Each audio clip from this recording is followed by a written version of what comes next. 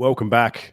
It is episode 146. I'm your host, Jacob Harris, and this podcast is brought to you by Achievement Apex and Power Pit Rockingham, as well as Ped Test Australia and Bulk Gym Chalk. I am at Total Physique today, and I am joined by Ivan Juric. I get it correct? Perfect, man. Perfect. All right. Better than last time. Thanks for being here, man. I really appreciate your time today. Nah, lovely to be here, man. It's been a while, but we made the time again to catch up. We have. This is technically part two. If you're not familiar with it, I would have to look at it. And I should have before this. I think it was like around the episode, anywhere between 40 and 60. If you go back, you'll find the first time that Ivan and I had a conversation. I think it was about 2.5 hours. We just kind of went on about training forever. And yeah, you were around about day 700. If you're not familiar, Ivan has been squatting for what's it now? 1,742, I reckon it was today. Yeah. 1,742 days. You've been squatting every day? Yeah, man. It's insane. When you say it like that, it just seems like it's somebody's gotten off his mental health meds. It seems like it's a lot of time. But yeah, I don't know. I almost hate the number. I feel like I just want to miss one day and restart the counter. But yeah, it's been a while, man. I feel like it'll be cool to eventually one day. I mean, I don't know if my maths is off on this, but it would be cool to one day get to 10,000, right? Because of the whole, the 10,000 rule, like 10,000 hours of anything, you're a professional, right? You could officially say, like, I'm a professional with squatting. I mean, technically speaking, man, like you could indefinitely do this. Even if you go on a holiday. I mean, I always said to myself, man, I've been blessed enough to do this for 1,700 days in a row. And the reason why I say blessed is because like nothing is happening in my life that bad that has prevented me from doing a 15, 20-minute session at worst, picking up a freaking barbell, racking up a few plates. I mean, everyone's got 5 minutes, man. I always say this. It's become a bit of a meme in my private life. I always say to people, man, if you got time to shit, you got time to squat. Like, people always say, I don't have time. Man, you got time. I guarantee you got time. I don't care if you're the CEO of the damn world. Everyone takes a shit. And if you got time for that, man, you got time for a 5-minute squat session. You can make it work. Because people have like all these different preconceived notions about what exercise is. Oh, when you go to the gym, you have to be there for 3 hours. No, you don't. No, you don't. Some of the professionals, in the world train 3 times a day and they have like 45-minute sessions. So these are the Olympians. You don't have to be an Olympian, man. You can just, precipitate that stuff all the way down to a level where you can get some value. But, everyone's so living a sedentary lifestyle that, they don't see what 5 minutes of exercise can do for them. I could probably end anybody in 5 minutes. Do 5 minutes of constant squatting, bodyweight squatting, and then come talk to me how you feel. You're going to be sore for them 7 days after that. Like, most people can't even do 100 squats body weight. Just one set. So you can do a lot in 5 minutes. So I could probably do this for the rest of my time on earth. But for me, it's a celebration that every single day for the last 1,700 days, I've had an opportunity. I've been blessed health-wise, family-wise. Everything's gone well in my life. And part of me is actually very grateful that I get another day of doing it.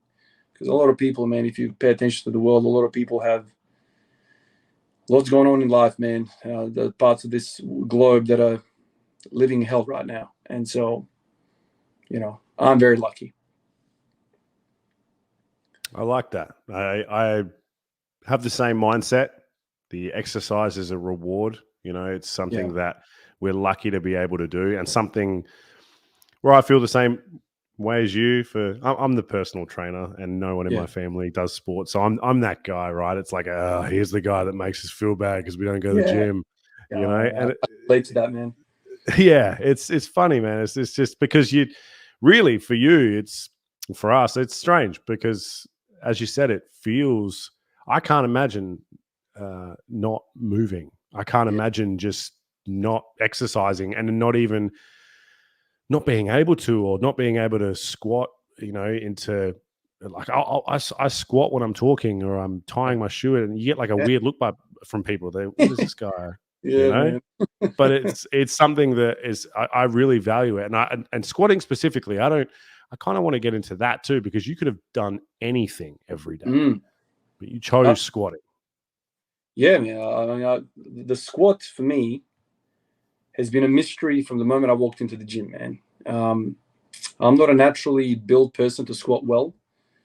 I've got that ratio between torso and leg length, which doesn't make it favorable. So usually when you see somebody very, naturally getting into a flat-footed squat without any weight on their back, just sit down like perfectly, like the Asian squat, or they call it the third world squat as well.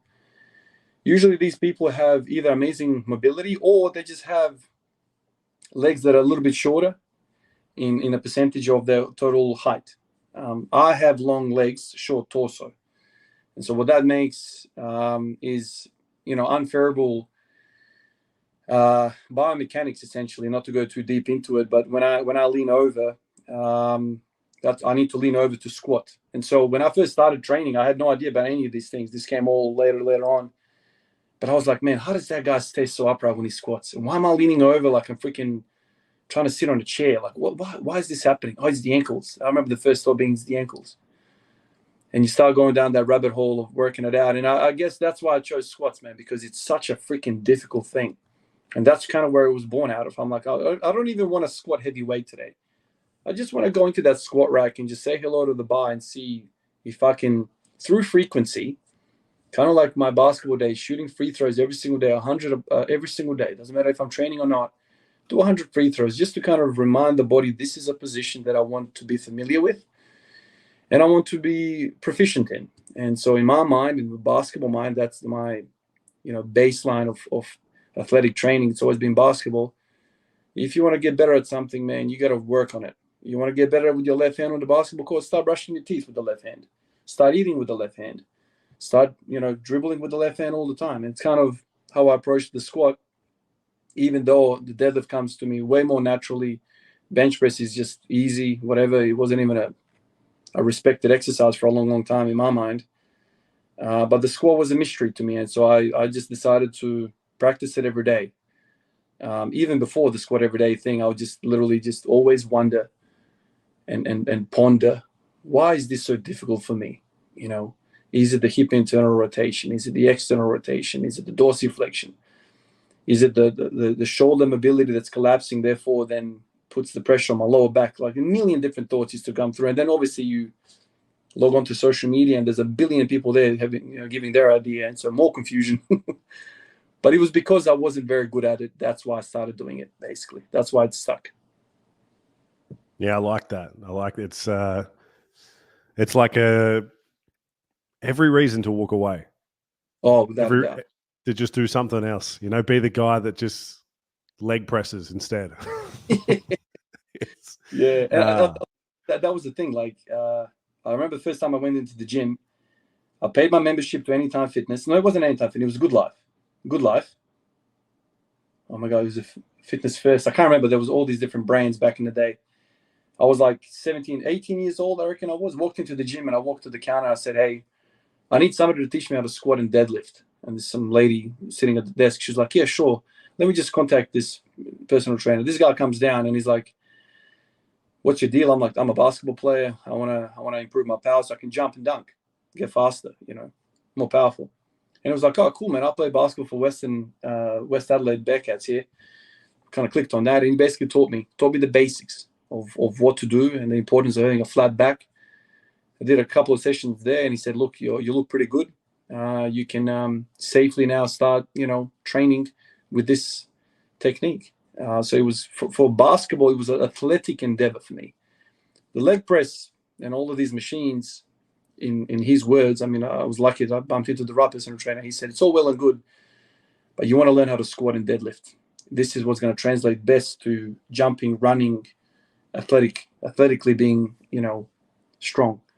Whereas some of these other machines remove the stabilizer muscles, the accessory muscles, which are required for athletic performance, and you remove that and just work on the primary muscles. You're not gonna feel like you can translate that to the basketball court or to the soccer pitch or whatever else you're doing. So I kind of just, I don't know. In my mind, I was like, machines are bad. Even though I've done a full 360 now, I'm like, they have a place as well. But in the first few years, I was like, I don't want to do any machines. I want to learn how to squat. And then you start logging on and you clock off and you watch Lou, you watch Clarence Kennedy, and you're like, wow, look at these savages, man. I'm struggling with an empty barbell. This dude is like squatting 300. This is before I even appreciated what PEDs, around that time. If you said to me that The Rock and Stone Cold Steve Austin, all these boys from WWE or whatever it was, WWF, I was like, oh, no, that's natural. You just got to work hard, man. That's all it is. I had no knowledge, man, right? No, ignorance is a bliss, man. Now you just doubt anyone that does any meaningful performance in the gym. You're like, could he be on it? Yeah, it's funny too because it's like ignorance is bliss, like you said, man. It's like it's such a better way to be, to like not know or care. It sucks getting older and just being wise to it. It's like, it's like you're older and Santa's not real, right? And you're like, that's a stupid fucking thing to tell people. Why do we tell kids that? Yeah. But then when you're a kid and you believe in that, it's like the happiest you could be. You know what I mean? And it comes down to that thing again, where as humans, we always want to ruin it and go, no, but you got to know the truth. And it's like, man, I would rather go through my life believing a lie that made me happy than knowing a truth that made me miserable. Yeah. And that's the perfect way to say it, man.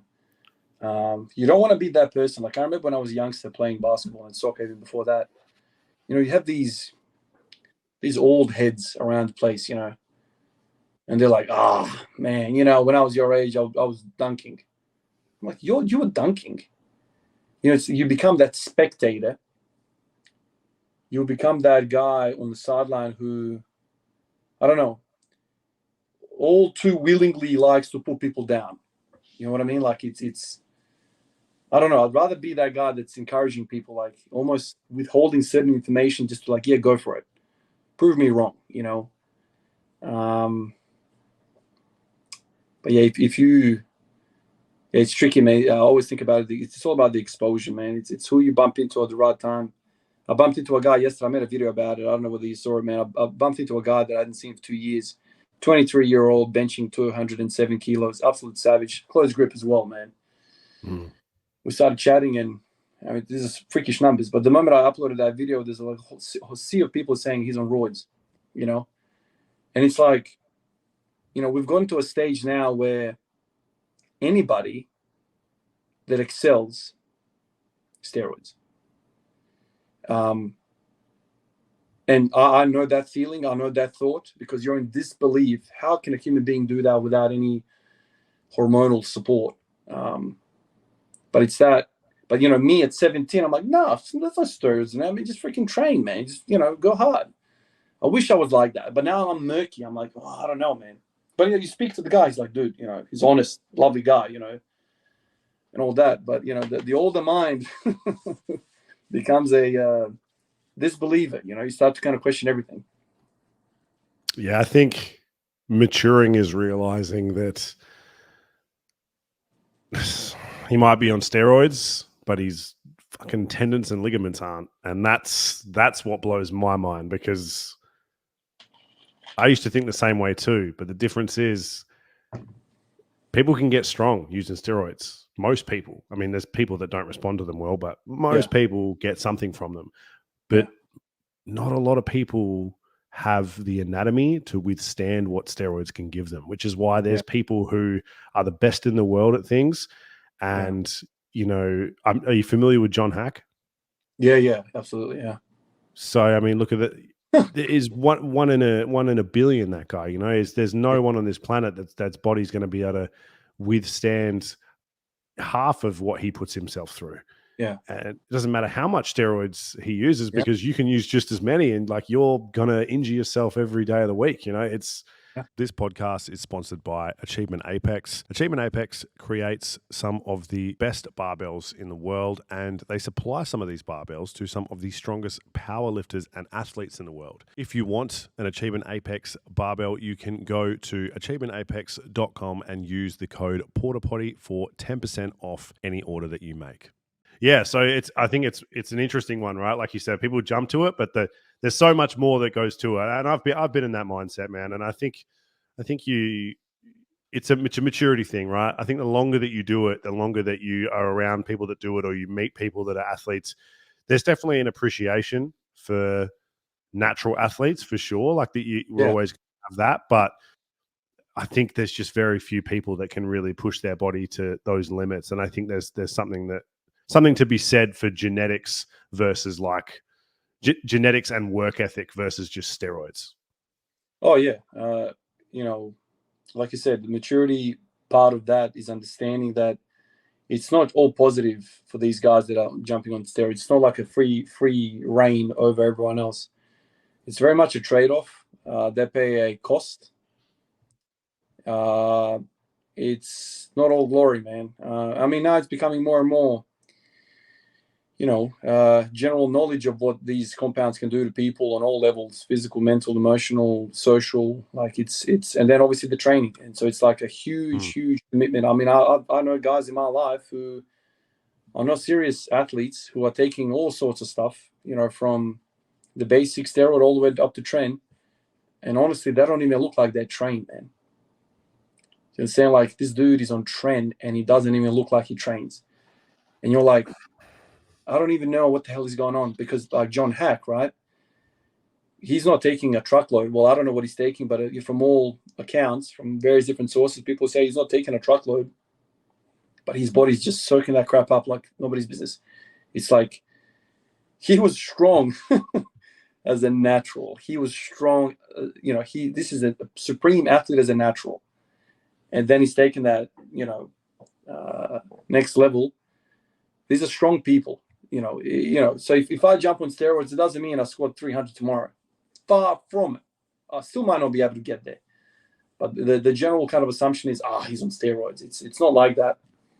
And it's also, these people they're playing with fire, because you never know what their organs are going to be doing in a couple of years' time. And so as long as people are not deceiving people, I don't have anything against people that an informed mind deciding to do something like that, but also disclosing that information. And so people are they're not misled, So I'm like, okay, I'll buy your program and run exactly what you're running, but I'm not getting any results. So what's going on? I remember having those thoughts, and then later down the track, you're like, oh my God, he's a fake natty. That used to really, really aggravate me, man. That's to really, really aggravate me. Because it feels like it's cheating. And I get the other argument of people like saying, I don't want to glorify steroids. I don't want the children to know, the kids to know that this is what I'm using. They idolize me. Why would I want to tell them this is what made me who I am?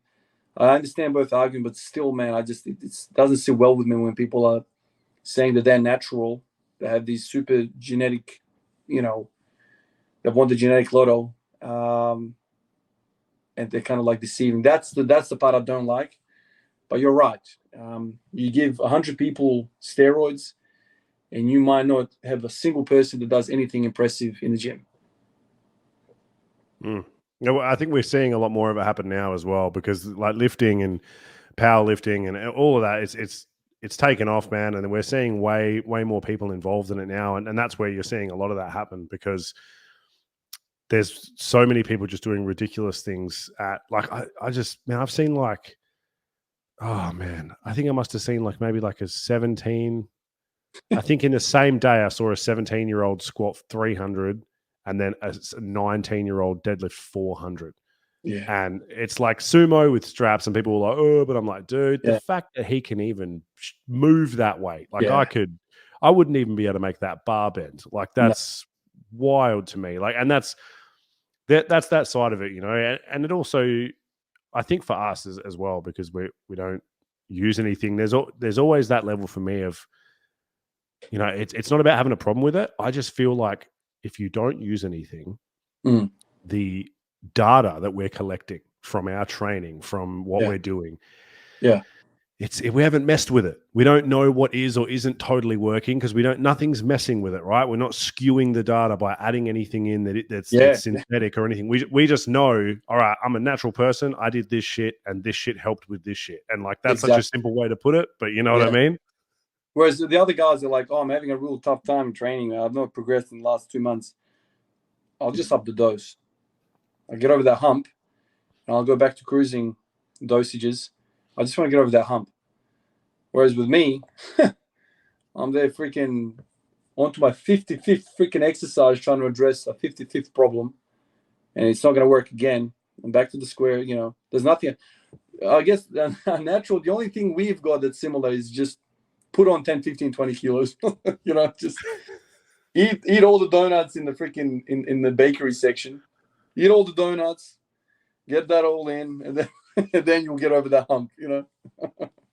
Yeah, I definitely went way too far from with that myself. I'm probably the last 2 or 3 days, I'm actually the lightest I've been in 5 years. I used to be, I was 110 for a while, and I'm around 90 kilos now, and I've had to work my ass off to get that weight off, man. All because I just did that, man. I was eating Big Macs and benching, and you know, it was great at the time. I felt strong, and I still probably wasn't even that strong, but like I felt good, and everything was cushiony, and squatting, man. Like I want to get into that because I remember we talked about it last time. I think and you've still always high barred, right? You've never tried low bar. Never tried low bar. I'll give you a tip. It's easier when you're fat. Yeah, really. So much easier when you're fat. Yeah. No, that's for me, like the whole thing. I've had, man, hundreds of people say to me, Van, just do a block of low bar. It's going to translate. You're going to, hit different things. For me, man, like the whole thing, the whole reason why I got into this thing was because I saw a bunch of people squat a certain way, and I was just so aesthetically impressed by the Olympic weightlifters, how they squatted. And I'm like, that is mobility, flexibility, power, strength, everything rolled into one, and it's just so much. The guy's ass is all the way on the ground, full knee bend, and he gets up, and he's upright, and he's looking up, and he's just so pleasing to me. And so I kind of got hooked on that. And while I was hooked on that, I was also hooked on no gear at all. So no belts, no knee sleeves, no anything. And I always felt like train that way. And then if I ever go into a competition and I really want to be the best, if I ever get to that, which I haven't gotten to, okay, put on a belt for a block and put some knee sleeves and learn how to use that equipment, and then you should be better. You know, some people have said, look, you can also get something out of that in training. So I'm kind of weird like that. I've never done low bar. I've never done, the belts and all that stuff. But I think I'm also a little bit silly about that. I should be doing it. I should be mixing my training. I think variation is a very important part of training. Why do I need to fall in love with everything that I do? Just freaking do it. It's a tool like anything else. I think low bar has a lot to offer. You know, there's been lots and lots of people in history who have said the same thing. Why am I being so silly? So maybe down the track I will do it, even as an accessory or whatever. But it'll be interesting to see how much I could actually lift in a low bar. I don't. People saying, "Oh, you should be able to lift this number, that number." I'm so undertrained in that position. I'll be surprised if I do anything impressive. It's an interesting one. You know, we mentioned John Hack, right? Like, yeah. Well, that's right, man. Yeah. You know, high bar doesn't do anything else.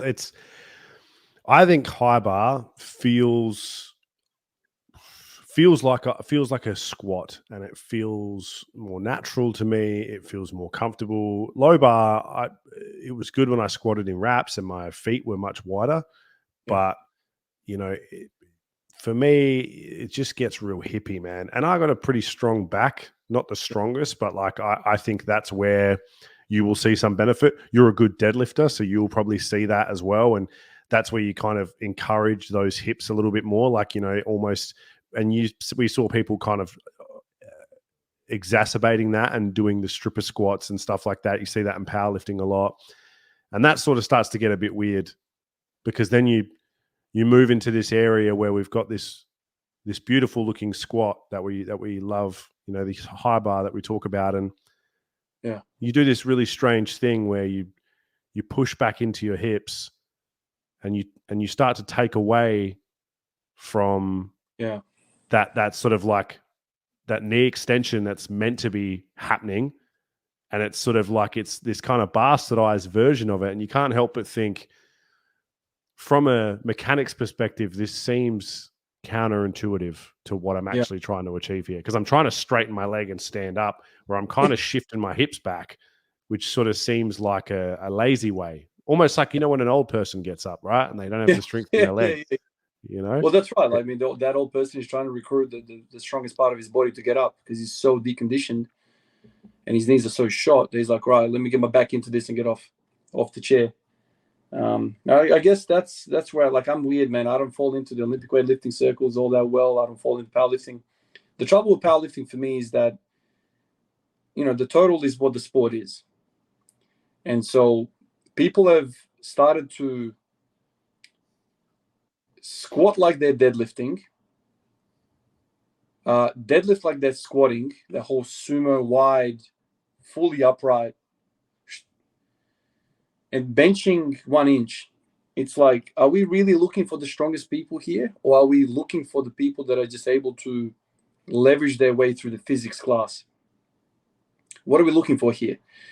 Because my intuition when I first started discovering about powerlifting is like, that guy there, he's the strongest.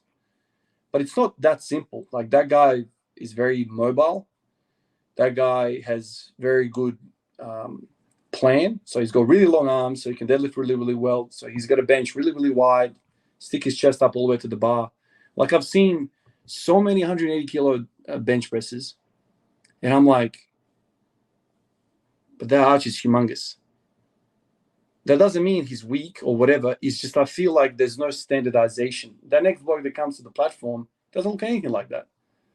And I'm like, well, so, like, what is going on here? And so I've had difficulties over the years thinking about all of this stuff. You know, like, and to me, like, the whole deadlift thing is also very interesting, because it's like, okay, that guy's done conventional, the next guy's doing sumo. To me, it seems like very different movements. I get it. The bar needs to go from the floor to a full hip lockout, but it's very, very different. So the sport is, I think, in my mind, has had challenges of standardization. I know they've tried to, like, change some rules so people are not cheating on the bench press as much, even though people have worked that out as well. It's just a very, very difficult sport. Whereas Olympic weightlifting is like, cool, get that bar up there, go, you know, and no matter how you do it, the finish is always going to be up above your head.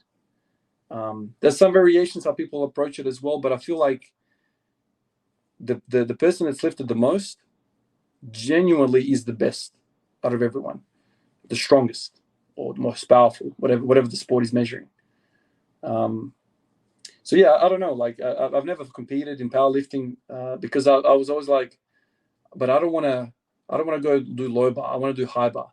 So is there a competition that does a high bar, damn near flat bench press, and a conventional deadlift? Is there anything like that exists? It doesn't. So I don't fit anywhere. I respect it all, but I just don't have my little. I'm not crazy about the sport. You know what I mean? Like, I'm not, you know, absolutely crazy about it, because it's just, the standards are so strange. And then you throw into the mix, you know, a tested competition, but there's dudes that are not natural. And it's like, what is going on here? What sort of freak show is this? No one knows anything. There's no standards anywhere. Guys are taking stuff and then getting off it. Yeah, I don't know. It's just, it's all over the place. But that's sports in the 21st century now. Across all genres of sport, it seems like there's, powerlifting doesn't have money, but if there's money in the sport, you can bet your bottom dollar there's also PEDs.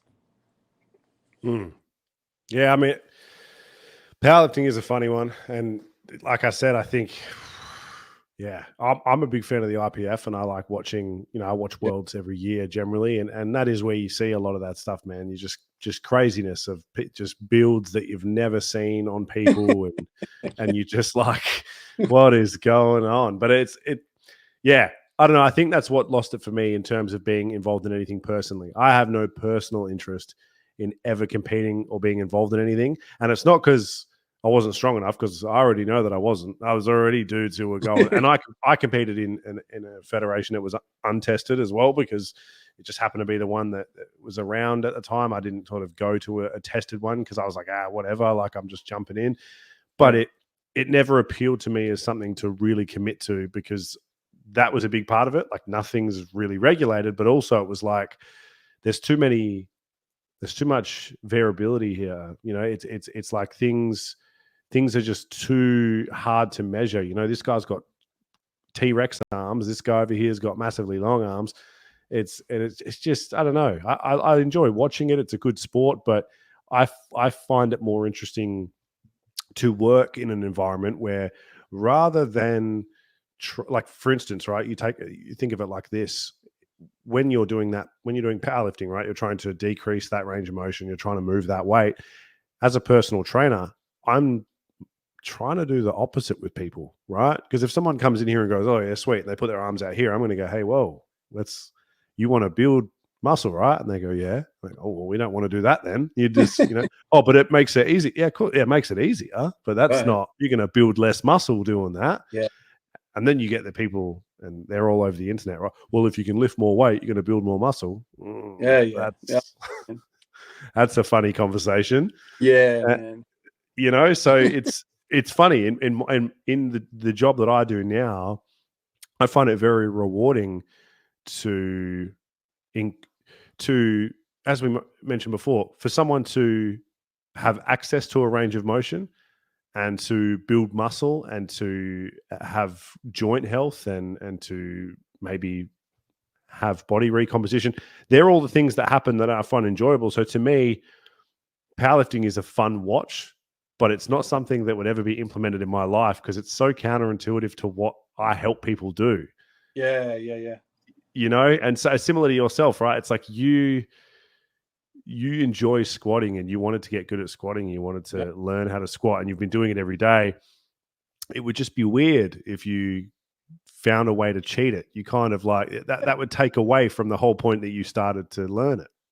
Absolutely. And a lot of people struggle with that motivation behind it all. For me, I've said to people all the time, man, the world's crappiest program done every day is better than the best training program that you never do. So when I stopped playing basketball, there was this black hole. I'm like, I didn't do anything for about a couple of years. I didn't train. I didn't do anything. I just plodded around. I had a gym membership. I'd go in there and I just plod around. I learned how to squat and deadlift while I was playing basketball. Stopped playing basketball. I was like, whatever. Let me just put on some muscle on my frame. So I'd jump on the machines, the dips, pull-ups, go home.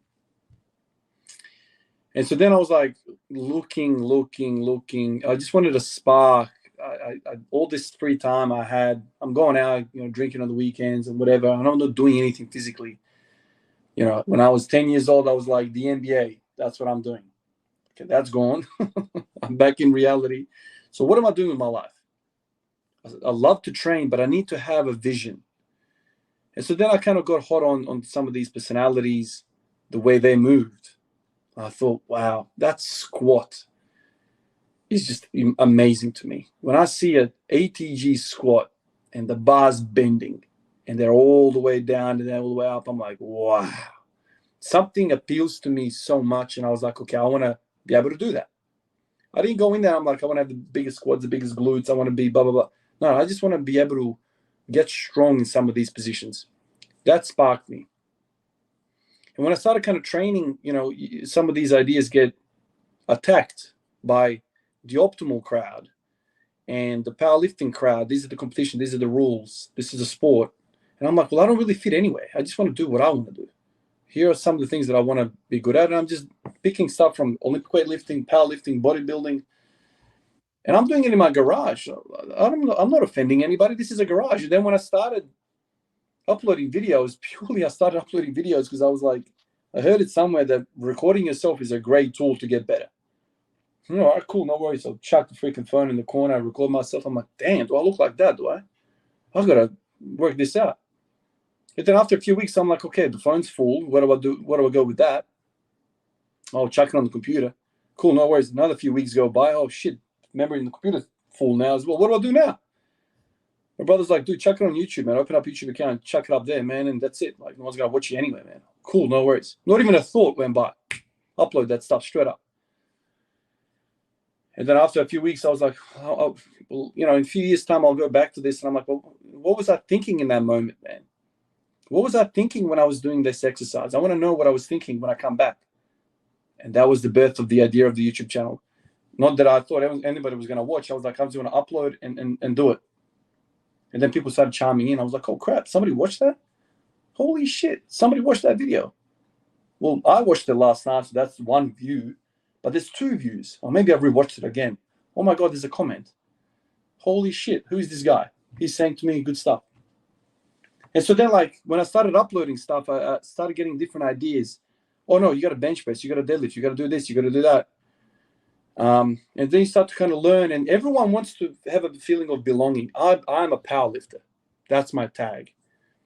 I'm an Olympic weightlifter. I'm a bodybuilder. Well, I don't know what I am, man. Even after all these years, who am I? I'm just a guy from the garage.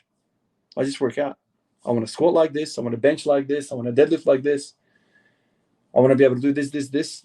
There is no sport for Ivan. Ivan is just a dude, man.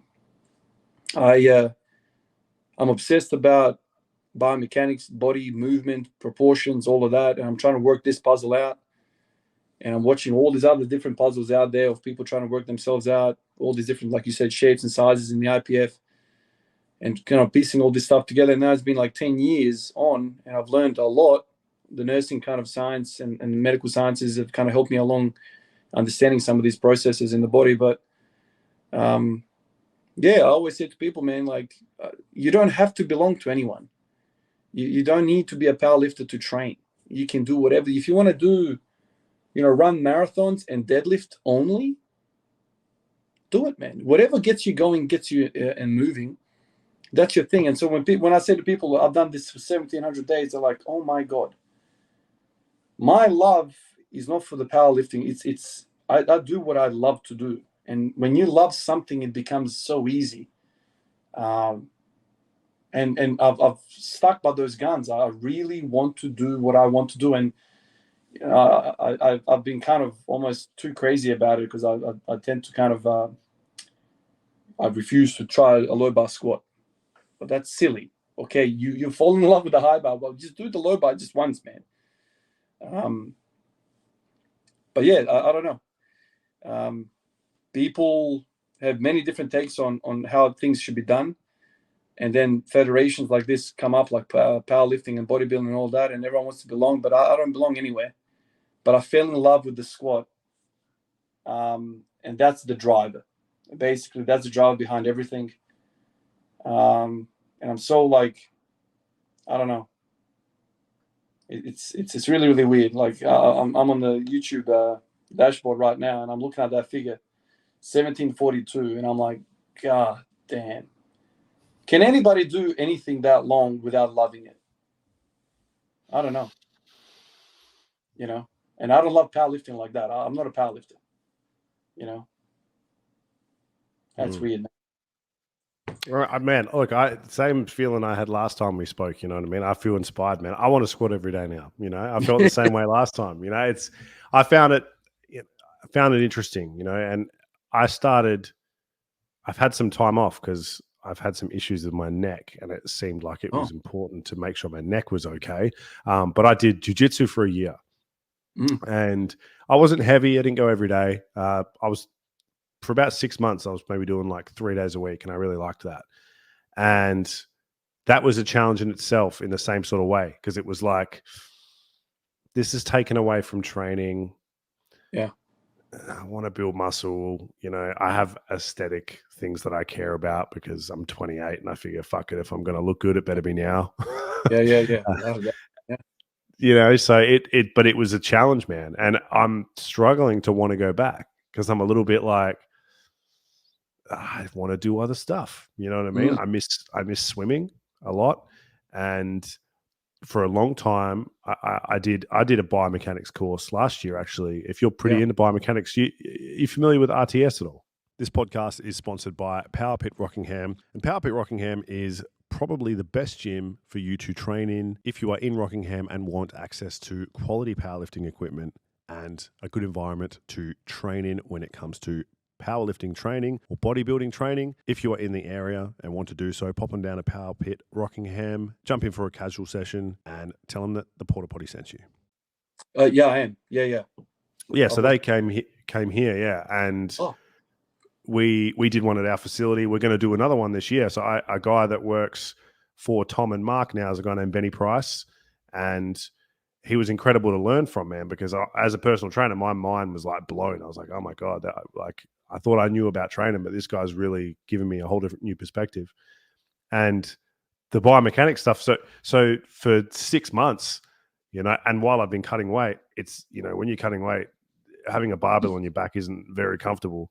No. So I've just been doing this biomechanics stuff, man. I'm on benches. I've got my arms secure. I'm doing tricep extensions, this, and everything's as biomechanic. It's just, I'm that guy who's, I've got a cable machine. I've got 3 benches in it. You know what I mean? I'm not doing it. There's no stabilizer muscles getting hit, right? Yeah. And so I talked to you and I'm like, man, I want to squat again. This guy's making it. But I know, right, I'm going to get under that barbell. And it's for probably weeks, man. It's going to feel like shit because I haven't squatted. I haven't needed to. Everything I've done has been supported. We've got a pendulum squat here, which I wanted to ask you about. I wanted to ask if you've ever used one. Have you ever used one? I've never used a pendulum squat. That's the one that has a lever. It's attached, and you kind of in my recent times, I've started using the hack squat machine and the belt squat machine, and I've heard people mention the pendulum squat. It seems as though, from what I've heard and what I've seen, is that it's still a posterior chain dominant squat. It doesn't really hit the quads. My understanding is from what people are saying, because you at the bottom, your knees become vertical again. Your shin bone becomes vertical again.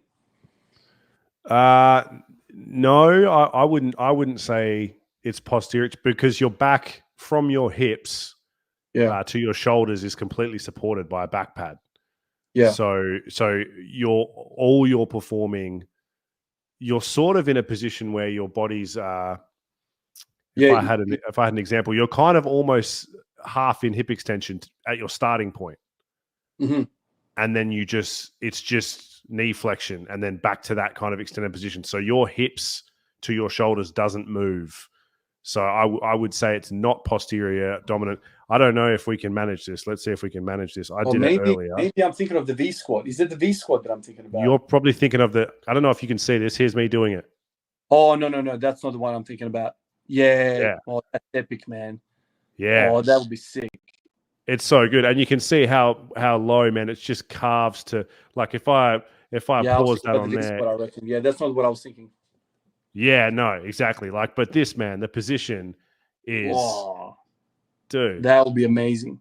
It's honestly incredible the way that it feels. It's like, it's just one of those things. It's built in such a way, and because you love biomechanics, man, like the way that it's built, and obviously from the starting position to the end, from the bottom to the back to the starting position, and where the weight, like the moment arm gets longer, so then it kind of it's just like all these things that go on. It's almost like if you said to someone, I want to perform the perfect squat, what can you put around me and in front of me and under me to make me be able to do it perfectly? That's this machine. I've got a client, John will be fine with me using him as an example, man. 155 kilo guy. He used to be 240 kilos, lost a lot of weight. And good on him, man. Well done. Incredible, man. He's a great guy. And he could get in this machine, man. And we had to put weight. It's got a counterbalance on the other side, so you can put some weight on the other side. Getting him into that position for a set of 5 to 7. And this guy couldn't walk for days, man, because he was able to access a range of motion that he hasn't been able to go anywhere near for years. Now, isn't that a beautiful thing where you can regress some movement, and this is where coaching, this is where the understanding of human movement and training. If you can take a complex movement like an ATG squat and regress that sucker all the way down so somebody can access that motion, full motion, in the correct joint angles and positions without compromising any of the spine or any injury worries, that is a beautiful thing. That is a very, very beautiful thing, because I think a lot of people are like, okay, so we can't squat, so let's do leg extensions. Let's do leg curls. Or we can't lunge because, you don't have the maybe stability, mobility, whatever. So people start in some of these, non-real movements to kind of strengthen. But if you can,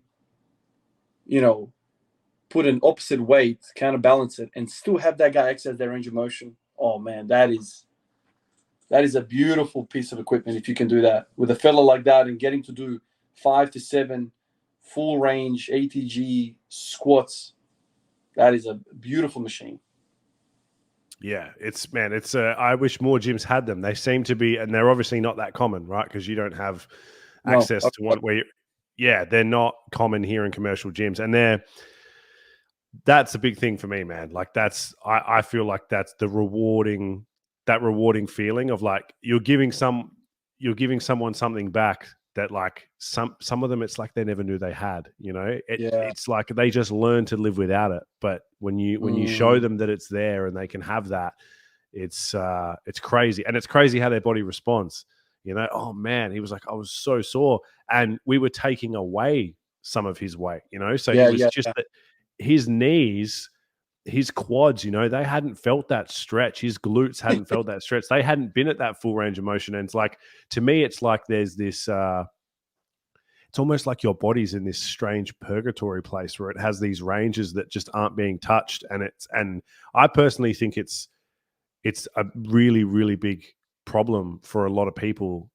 And it's kind of where our body dies. I think, it's quite a sad thing that people get to a point where they can't access something, so they just choose to learn to live without it. And that's like you said, it's and I don't like being that way either. I think that's a real crutch for a lot of coaches, machines. My client can't squat, so we'll get you on the leg press. It's like they're so, and I want to also, because Benny, who taught that course, really puts a lot of this in perspective, and I'm sure you'll still agree as well. Something's always better than nothing, but I believe that you should still try to, as you said, you should be trying to access that first, and at the very least, maybe they do the leg press as well, and you still utilize that because they're still getting something out of it. But it shouldn't be a crutch. It shouldn't be all right, we can't do this. Let's just go do this instead, because as a coach, I believe that's the job is reactive. Everyone will, and this as well from TikTok and everything we talked about now, everyone's trying to tell you what to do before you do it.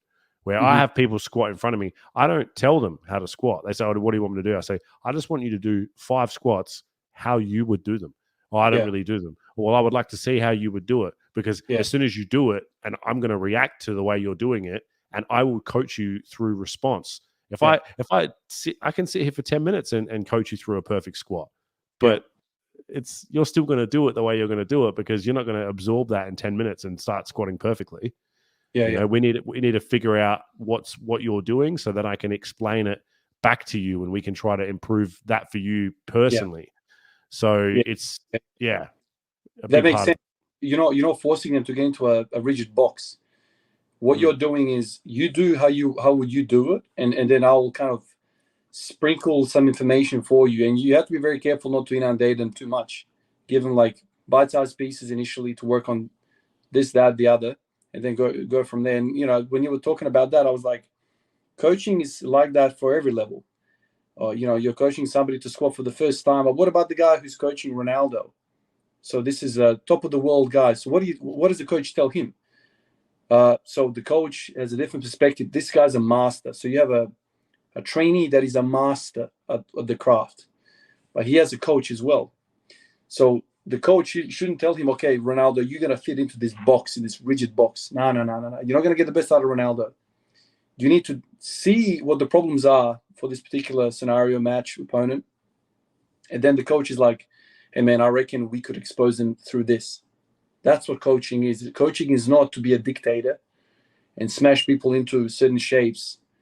You need to kind of appreciate that everyone's a different size and shape, whether you're Ronaldo or whether you're Benny, the fella. Everyone's got a certain puzzle they have to work out for themselves. And the role of the coach is to help them work that puzzle out. I mean, what I'm doing now to get better at my squats, yes, the leg press, the V squat, the pendulum squat, all these different things have a place, but you don't do all of them at once.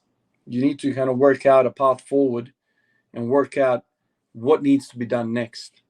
So for Benny, kind of balancing for now. And then as he's doing that, you're paying attention, what's his spine doing? What's his knees doing? Is the knees buckling in when he's trying to press? And you're kind of gathering data on him and then going, okay, so for the accessory, for that pendulum, we're going to maybe do this as well. And I reckon that's going to fit into the picture really, really well here. So it's very much, like you said, a reactive thing, but it's a reactive thing from the top level all the way down to the bottom level. And I kind of hope, I mean, today I was in the gym and I was watching a personal trainer put a complete, novice through a training program. I was there for an hour and a bit. The client was there for about 30 minutes, 45 minutes, and he was hop onto this seat machine. So they went from seat to seat to seat to seat. Okay, we're going to do the chest press. We're going to do the MTS low row. We're going to go over here, do the extensions. And it was just, I mean, my mom could do that, I mean, but maybe that's the entry level of personal training. But also maybe, I mean, I don't know the personal history of that client. Maybe that client has restrictions. I mean, I don't know what's going on, but it just seems a lot of times in the gym, in these commercial gyms, the training sessions are very cookie cutter type stuff, and I just wish, like you said, I want to see you squat. Or I don't squat, but just do me one, and I want to see, because I'll analyze you what's happening, where the restriction is, or full back rounding on that squat. Okay, so maybe the hip flexors are really, really tight there. Maybe your back is really weak. There's a lot of different things. Your ankles are really, really tight. So then you formulate a program on the spot because I saw you squat. And and that's why a lot of people say the squat is actually it's a diagnosis. I can form a diagnosis on your biomechanical needs purely by seeing you squat. If you squat perfectly upright and you have these short little sexy femurs and you're like a freaking elevator up and down, I'm like, you probably have a higher risk of lower back injuries because you have this long torso. Because you're a really squatty person, you probably struggle with hinging at a certain weight. And so let's work on some of that. So it's like my mind just lights up, and I truly, truly love that. And I'm very much a people watcher in the gym. I don't like to be that guy, but I love biomechanics, and I just see people move a certain way. I saw a fella yesterday, tall dude, man. That dude must have been like 6'6". Dude's like 16, 17 years old. And he's squatting. He's quarter squatting. He's quarter squatting. His knees are buckling in. He's wearing these little pillow shoes, and everything's kind of rolling in. Like he just doesn't have any ability to hit ATG. And my mind is just lighting up. I really wanted to walk over and be like, hey, man, I got some pointers for you, but I don't want to be that dude to just force on people's, private time in the gym. But straight away, I'm like, that dude has a weak posterior chain. He cannot maintain lumbar extension while going to hip flexion. I'm just thinking all these different things. I've got a training program in my mind right away what I want him to do. But the squat is probably the best diagnoser. I don't know if that's even a word. Best exercise to form a diagnosis on somebody's physical well-being in terms of biomechanics, in terms of exercise proficiency. I really think that. Yeah, I imagine there would almost be. I've seen studies before and stuff as well with things like that where they compare it to like mortality rates and things like that, like just to show overall health of the life that people live, because those we're less mobile. And generally we move less. Maybe we're more stationary. it starts to trickle down. You know, people eat Yeah. more, they do less, health problems, and it just goes into this whole direction. Like I said, I wouldn't say there's anyone in my family that could squat, and that's not to put anyone down. It's just a choice that they have different interests, and they can do many things that I can't. You know, we all have different interests. This just happened to become one of mine, and so it's something that I value. But I think of something like that, and I think, you know, if like they could do 5 minutes a day or something, and then still be able to achieve something. So it doesn't mean that they have to go into a gym and use a barbell like you or I. You know, that people can still access things without making it their entire life, but Yeah. people don't, you know, where, and you and me would try to attain certain skills in different areas, whether it's financial or maybe nutrition or something, because we understand we need to know a little bit of other things. Maybe your car breaks down and you think, all right, okay, all right, I should probably know how to change a tire or change the oil or whatever. And we learn things because we understand they're going to be useful tools for us throughout our life. Whereas something like this, that's hard to argue that it's not just important for everyone. So many people are like, nah, I don't care about that. And it's like, yeah, it's hard. You know, it's not that you have to, but it's weird that people don't. And as you said, you're in a situation where you want to go over and say something to this guy, but it's awkward. Why is it awkward? It's awkward, but it shouldn't be, right? This guy should want your advice, right? But I've worked in gyms for years, man. It's funny how people react. It's funny the vibe that can be there. And Like an insult. you know, yeah, it can be for some people, you know, but imagine if he'd seen your videos, you know, and you'd come up and said something. He's like, oh man, I'm getting squat advice from this guy, Yeah. you know, so Yeah. best guy. Yeah. You know? I mean, I would be all too glad to help anybody. But it's, I don't like, I've got two blokes that I basically grew up with. Both doctors, one's a PhD, one's a medical doctor. And like your maybe surroundings, you know, I'm by far the most passionate person for fitness around me. I don't have anybody around me that cares. You know, they come and they sit in my garage, watch me train for like 2-3 hours, just chilling out, but they're not going to train. I'm like, the hell, man, come do a set, man, for God's sake. Like, but they don't value it. They don't value that. You know, the financial thing you mentioned, finances. People care about money. It's like you need money in this world. But people don't care about health, especially when they're young. You've heard the expression, everybody becomes religious on their deathbed. So you become very, very, you know, health conscious when you've had a trip to the ER or you've had a trip to something's happened in your life to shake you up a little. All of a sudden, oh crap, yeah, I've had a heart attack, man. It's time to start exercising. Right. So that's like me saying you've gone bankrupt. Okay, now it's time to start to learn to save. I don't know what it is about health, man, and the fitness. People just don't care, and they think they're invisible forever, and they can just keep going on. And I'm in my family. I don't really care. Like if I love you and you're in my immediate circle, I'm hammering you every day. You need to get off that chair and you can do something, man. For that next circle out, the people that are acquaintances and colleagues, I don't get into those conversations unless they're initiating. But in my personal circle, I'm hammering everyone every day. I don't give a shit. I love you, right? If you become unwell, I'm gonna be at the hospital in your room. If something happens, you're affecting me, man. Like this is my problem. Your problems become my problems because I love you. You're my brother. You're my mother. My father. So these are my interests. You're invading me now because I love you. You happen to be blood. So now I'm going to hammer you every single day about the exercise. What have you done today? Oh, you're eating that dessert. That's really nice. I'm that guy in my family. A lot of people are like, oh, piss off if I whatever. No one wants to squat. That's fine.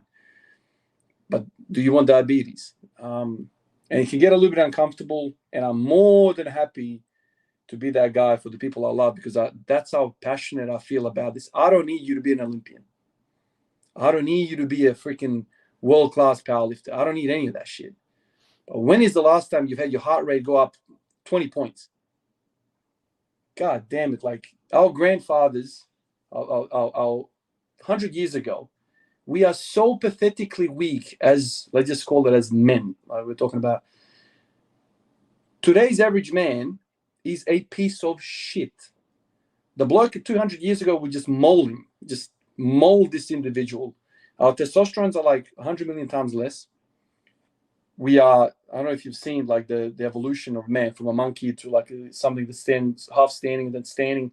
Now coming down to the iPads and phones, and now we're going into like this full kyphosis, big gut, gamer. This is the modern man now, and so we've deteriorated as a species physically, while we have,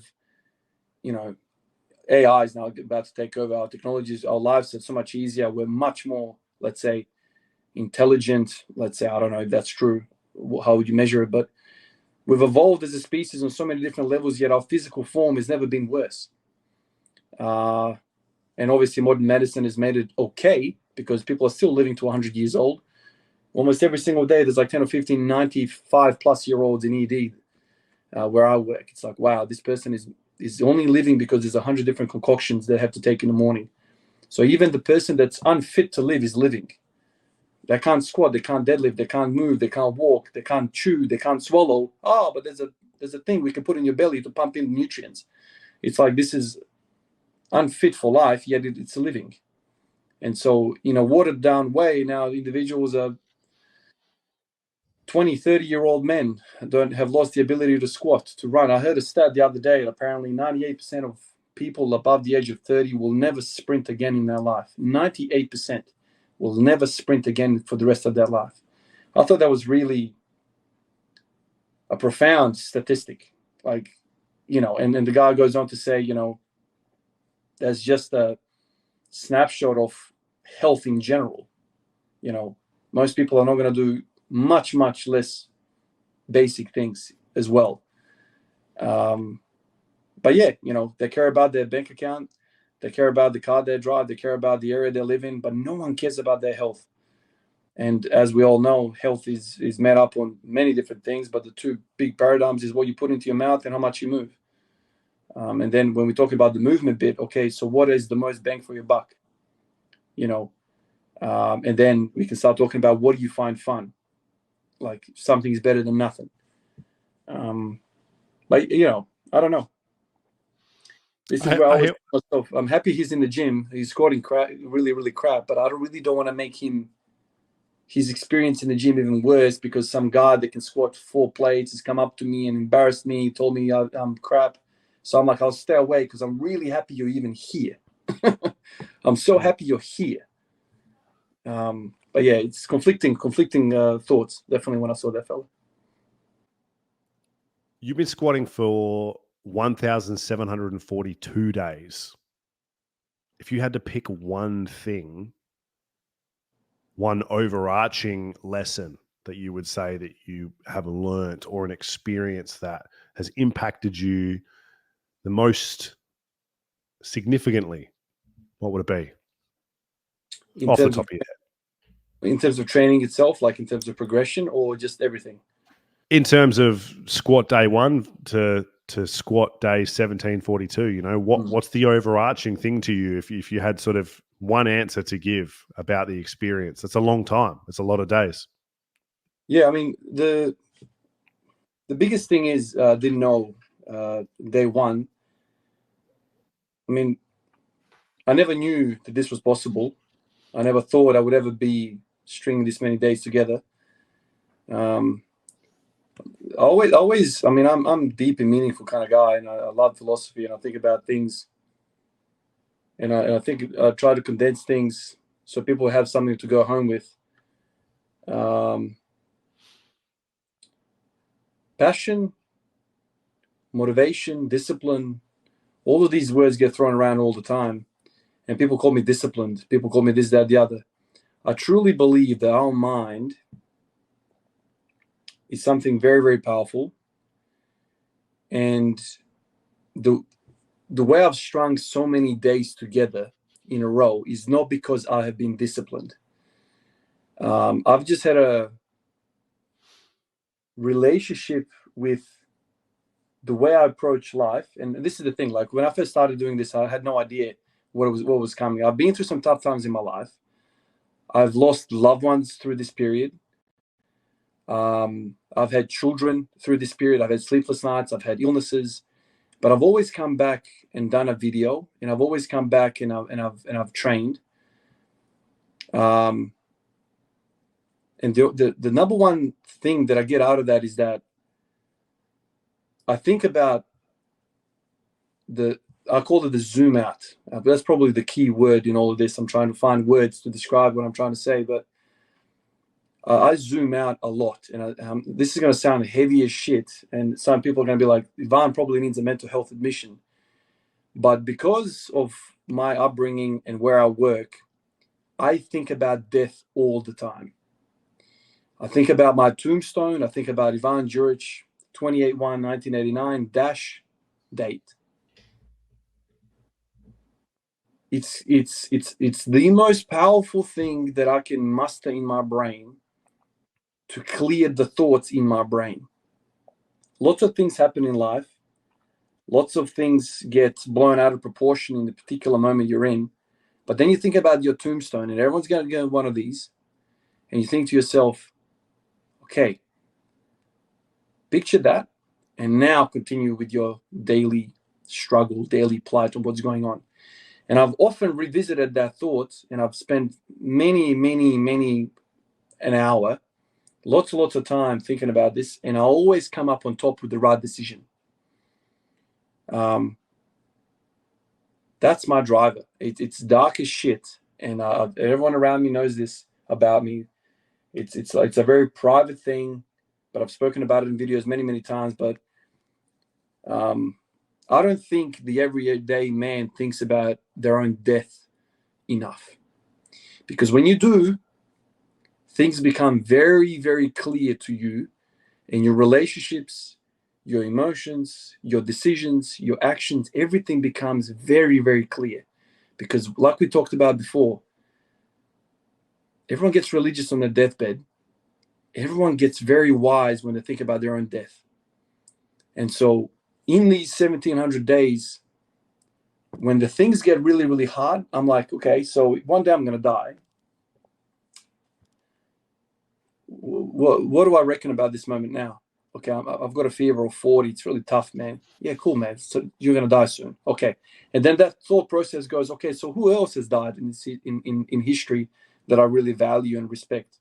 Think about World War I, think about trench foot, think about jumping over the trench, running and getting gunned down, think about the machine gunner in Gallipoli mowing these people down, think about all these different emotions. I'm like, okay, everyone dies, everyone's going to die.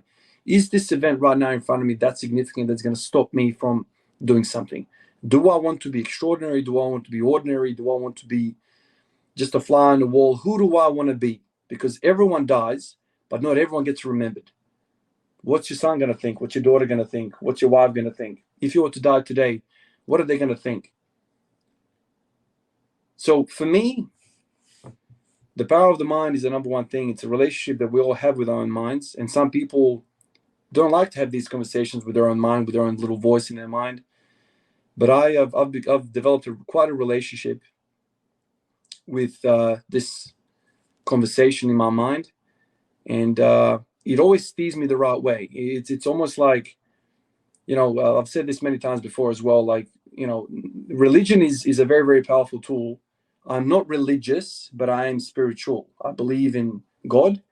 I don't believe in lots of religion and the blood on their hands, and that's a different topic for a different story. But I feel like when religion was the pivotal part of our life some years ago in history, death was thought about often. Jesus died for our sins. Muhammad, Allah, whatever religion you want to talk about, death is always discussed in religion, right? The afterlife, death, afterlife. But in today's terms, it's all like, no one talks about death. Oh, it's a really uncomfortable thing. If you grew up in a village back in medieval era in the UK or Germany or wherever else you were, when somebody died, everyone would chip in to like dig the hole 6 foot under. The whole community gets involved in burying this human being. Now there's companies that come and take the body from the hospital. You don't even see anything. You don't have to wash. You don't have to prepare. We're so isolated. And I think because of this isolation, we have missed out on a lot of wisdom, a lot of teachings, a lot of experiences which would have guided better decisions down the track. We would have been more mature. The only reason I'm talking about all this stuff is because death is very close to me. I work in emergency. I see people die all the time, put people in body bags all the time. And when you see this stuff, I'm not a freaking Aristotle. I'm not somebody really, really smart, Socrates or anything like that. It's just death is the best teacher because it makes you feel insignificant. It makes you feel like, whatever you're doing right now is your problem. It ain't a problem, man. And so the days have come on, and 1,700 days on, it's gonna continue going on. And I've always said I'll have a good reason one day to stop this because something will happen. I'll need to go here, there, everywhere. My family's more important than any of this crap. I'll need to be somewhere, and I just won't have the time. But I just feel like even then, like 5 minutes, 10 minutes, 15 minutes, like these are some insignificant events that need to take place to make a video, to spend 10 minutes on the phone, to squat 10 minutes. Like, how hard is your life, bro? Would you rather be on a trench with trench foot, disease everywhere, bodies everywhere, blood everywhere, disease everywhere, bullets flying? These are some of our ancestors went through some of this shit. And I just feel like I'm a freaking fraud to even have negative thoughts about my current existence. And so when I get into these cycles of thoughts, that train of line, it always starts with death. And I head down this path of thinking, and I'm like, God damn it. You're embarrassing yourself in front of yourself. Get your ass up, you piece of shit. And I get up and going. And so in this pursuit of learning to squat, I've found something much, much deeper, something that has taken me to depths which I never thought a damn freaking squat would ever get me. But the journey has got me closer to God, to spirituality, to wisdom, to philosophy. It's incredible when you give yourself to something fully and you say to yourself, I'm going to work on this every single day. You freaking find God in the process. Because mastering something ain't going to happen without discomfort. Mastering something usually is how much shit can you suck down your throat? Because that is the price of this shit. This is why we all get excited about somebody who comes in shape. Because automatically, that motherfucker has been through some shit. It doesn't happen. You can't buy that shit on the shelf.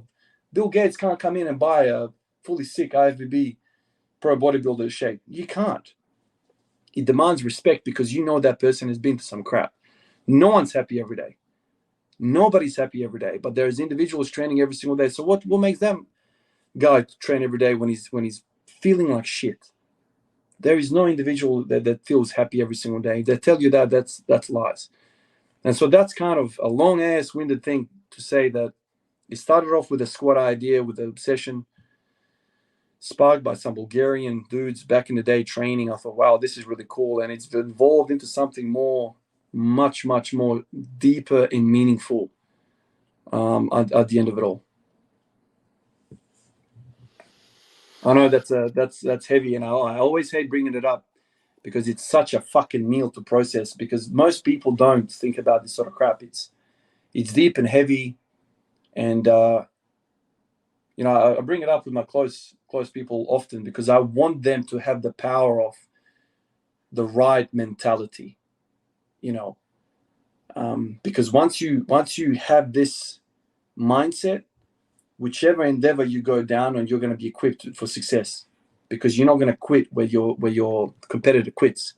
When she gets tough, they quit. Oh, fuck, it's too hard. And you're thinking about trench warfare. You reckon that's tough, do you? All right, bro.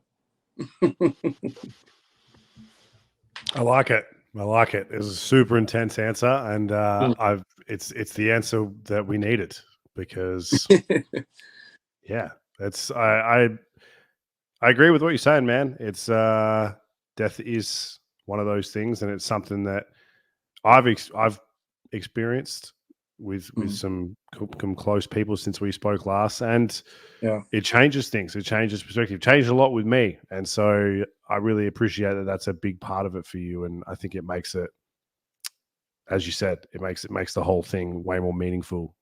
yeah. Than it might seem. It does. I mean, I've lost some people in my life, and I go to the cemetery and I sit there and I'm like, I can't believe this has happened, but it has happened. And you know, people say all sorts of stories to themselves about what's happening. Man, to be honest with you, all these conversations that we have, I feel like are just like it's almost like people go through life without actually asking the big shit. What are we doing here? These are the questions that I ponder on about. What the hell is life? What are we doing here? What's happening after we're doing here? What is the universe? Like, these are the proper questions humanity has to deal with. But that is shit too heavy, man. Come on, man. Click the TikTok one. I want to see some ass and tits, man. Hurry up. You know, that's the shit I want to see, because that's like the brain is not even using anything. It's like the reptilian, the brain stem is just working. You haven't even accessed, you know, TikTok just, you know, works on the reflexes of the human body. You know, it's like not even thinking.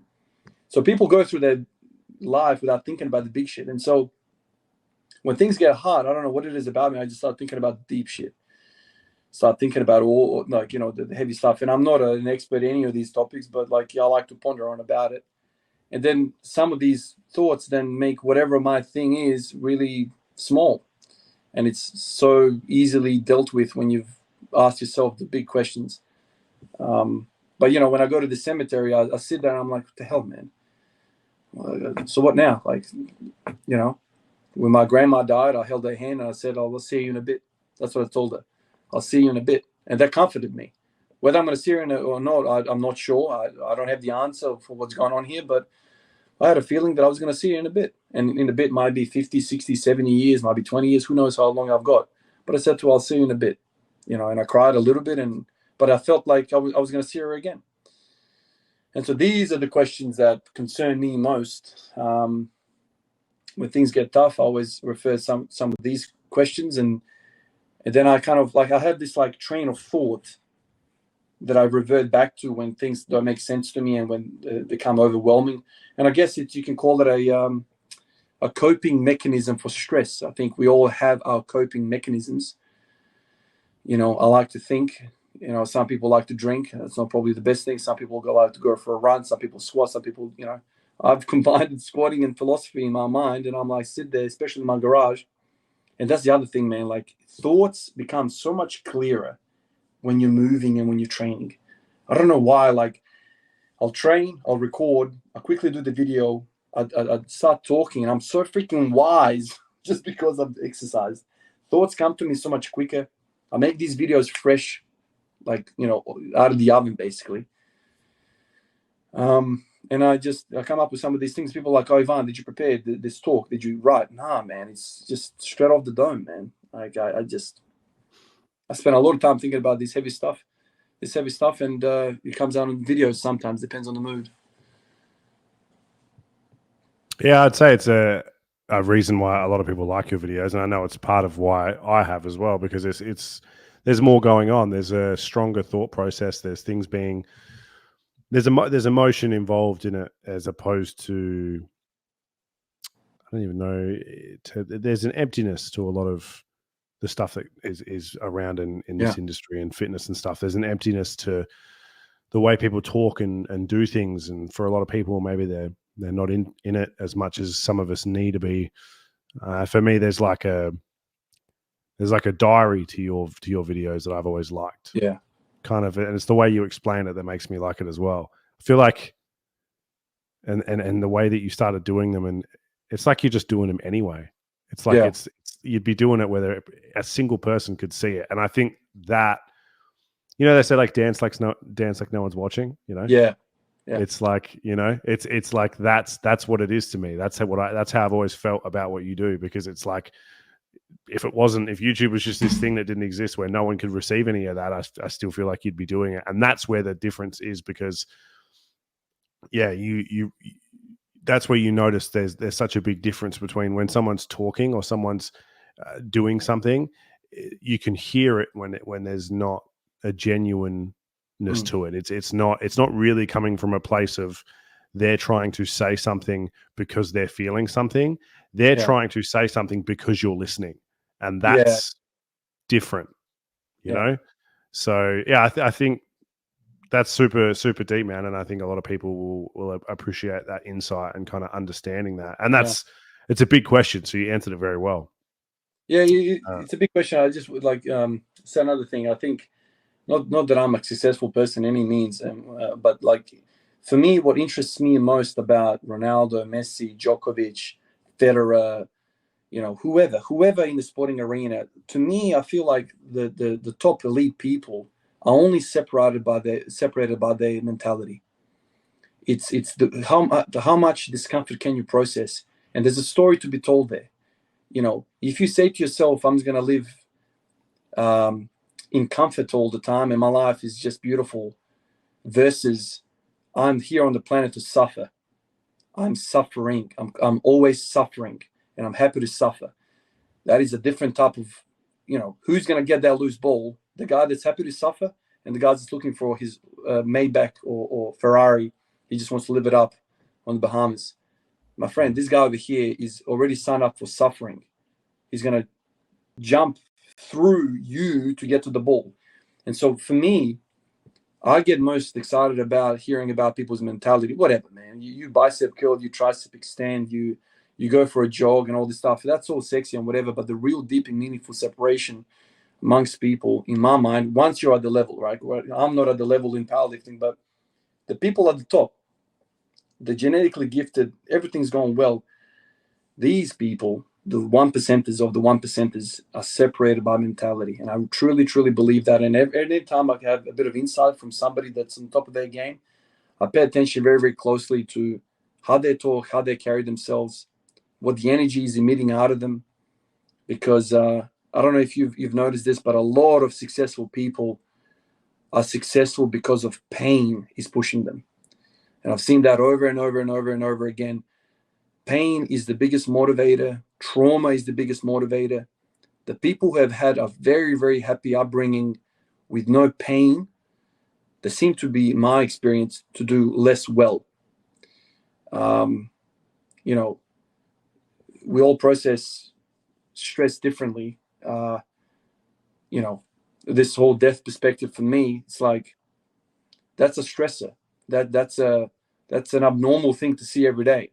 When you're 9 years old and you see tanks rolling by in your country, that's an abnormal thing to see.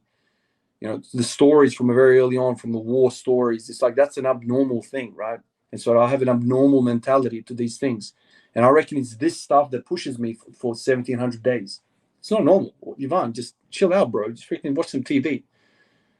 And I'm here thinking about death. You know what I mean? So it's like, that to me is the core stuff that I get really excited about. And I guess I'm kind of living my example of what Djokovic, Federer, and Messi, Ronaldo, and all these guys, LeBron, Jordan. I'm kind of living my little example. They've got challenges to win slams and championships and whatever, and I'm kind of day to day. Am I gonna turn up, or am I not gonna turn up today? And that's the poor man's version of, fighting my opposition. My opposition is my own self, my mentality, how I process information around me, and how I process my emotions. And whenever I start to feel sad for myself, it's a quick freaking, hey man, chill out, bro. Like, are you serious right now? And to be honest with you, I've had a lot of people contact me, not so much about training, but also mostly about the mentality. People want an insight on how I do this stuff, And a lot of people have said, Ivan, how would somebody from the UK, various different places? This podcast is sponsored by PedTest Australia. If you plan on using or are currently using performance-enhancing drugs, it is very important that you make sure you are doing so, having them been tested before you use them or while you are using them, to make sure that you take care of your health. And you can also recommend that the people around you do so as well. Go to PedTest Australia on Instagram to find out more about the details on how you can test your current performance-enhancing drugs that you are using, or you can find out more about testing other compounds or things that you are putting in your body if you would like to make sure that you take care of your health. Who hasn't had any trauma, who hasn't been through war, who doesn't see death every day, how does somebody like that get these lessons and get these drivers? And what I often tell people all the time is like, don't actively seek disaster in your life. That is an absurd thing to do. You don't have to, inflict your pain on yourself. Don't do that. You've been blessed not to go through that stuff. But what you can do is open up a book, watch documentaries about previous times, look at history. Do you understand what the humankind has been through in the 20th century? Do you understand what has happened? And once you start to understand the suffering that has happened in this world, then it starts to dawn on you where you are positioned in history and where you are and where you stand. And I think that's probably the best way for somebody that hasn't had some of the experiences that I've had to start to kind of grasp at the idea of what suffering is,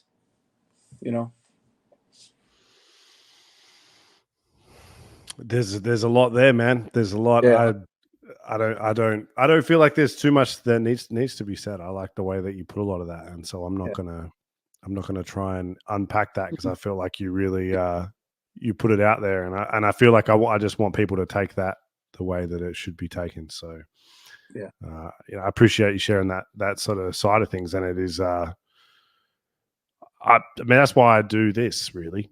I think it's the same sort of question. If you were to ask me, I don't really know why. It's been like 5 years now, and I'm at a point now where I don't know. I just keep on doing it, and I think it's just because I just like people and experiences and talking to different people, and I get a lot from it. And I think it's, for a long time I wanted the podcast stuff, and I'll make money and have a big podcast and stuff. And now I just sort of, I don't know. I just want to speak to people from all over the world and different experiences, and learn about what they're doing, and just they're going to offer me so much, just like mentally, and then people will also listen to this and it'll offer them something. So that's enough, I think.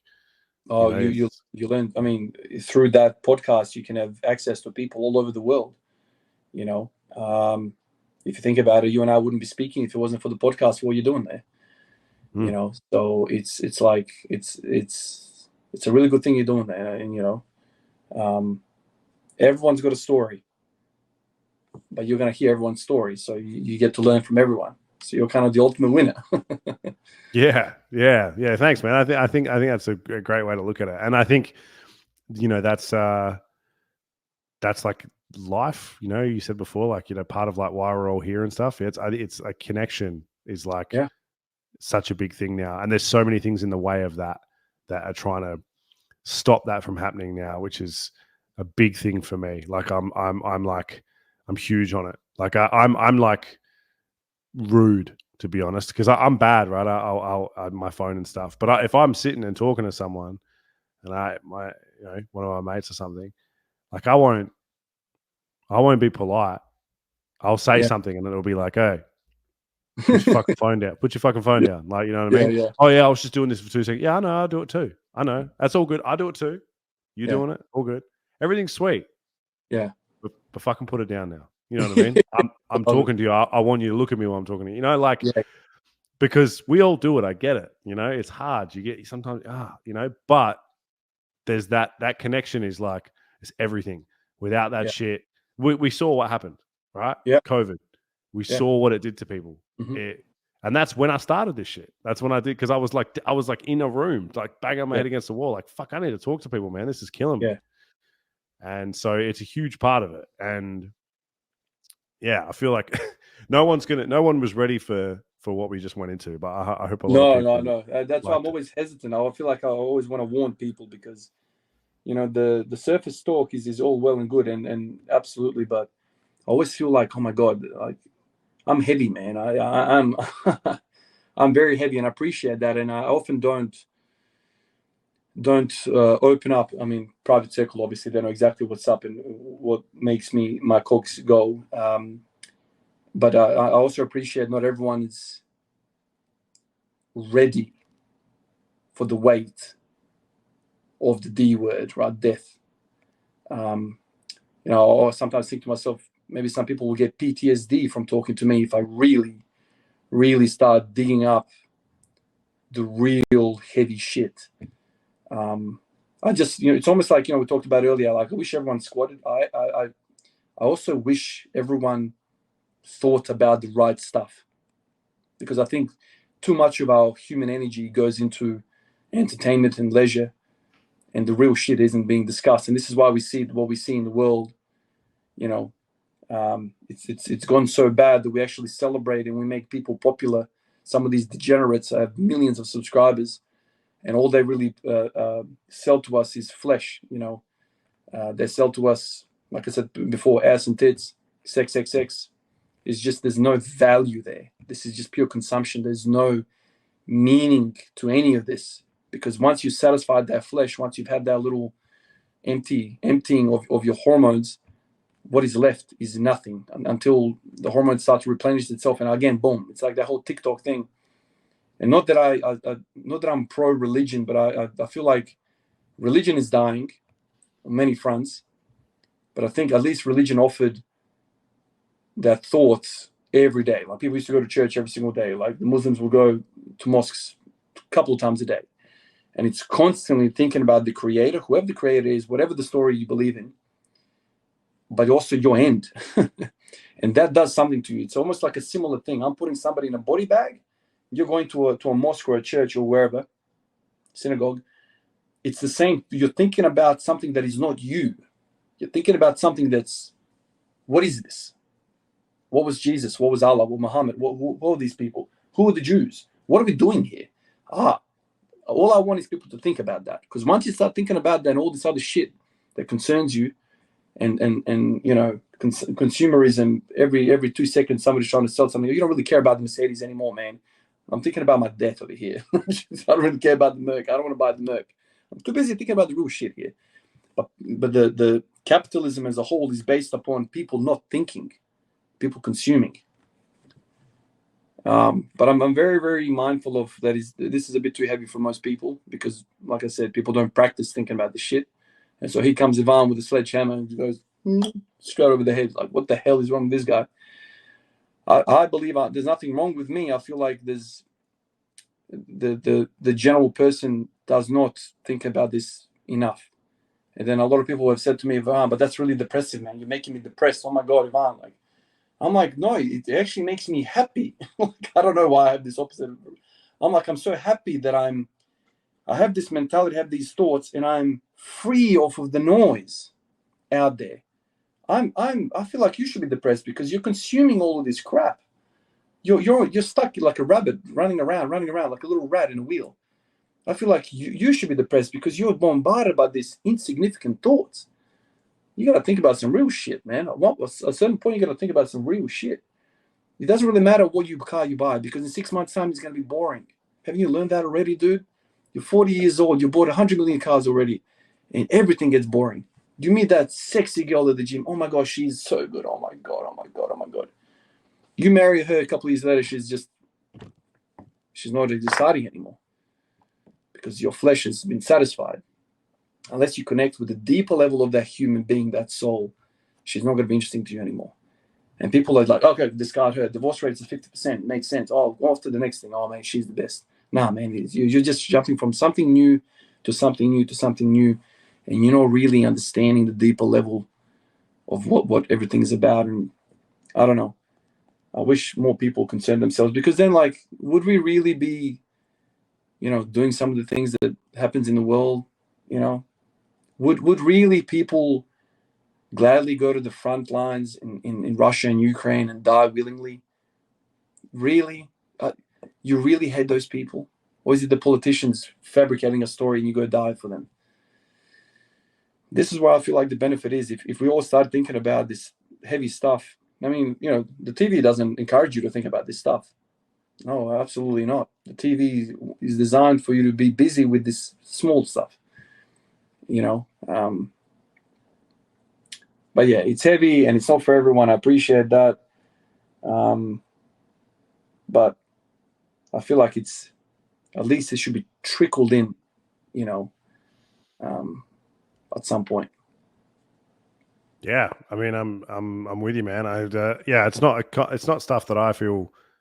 I'm very on a similar level. It takes a lot for me to get uncomfortable especially conversation. You know what I mean?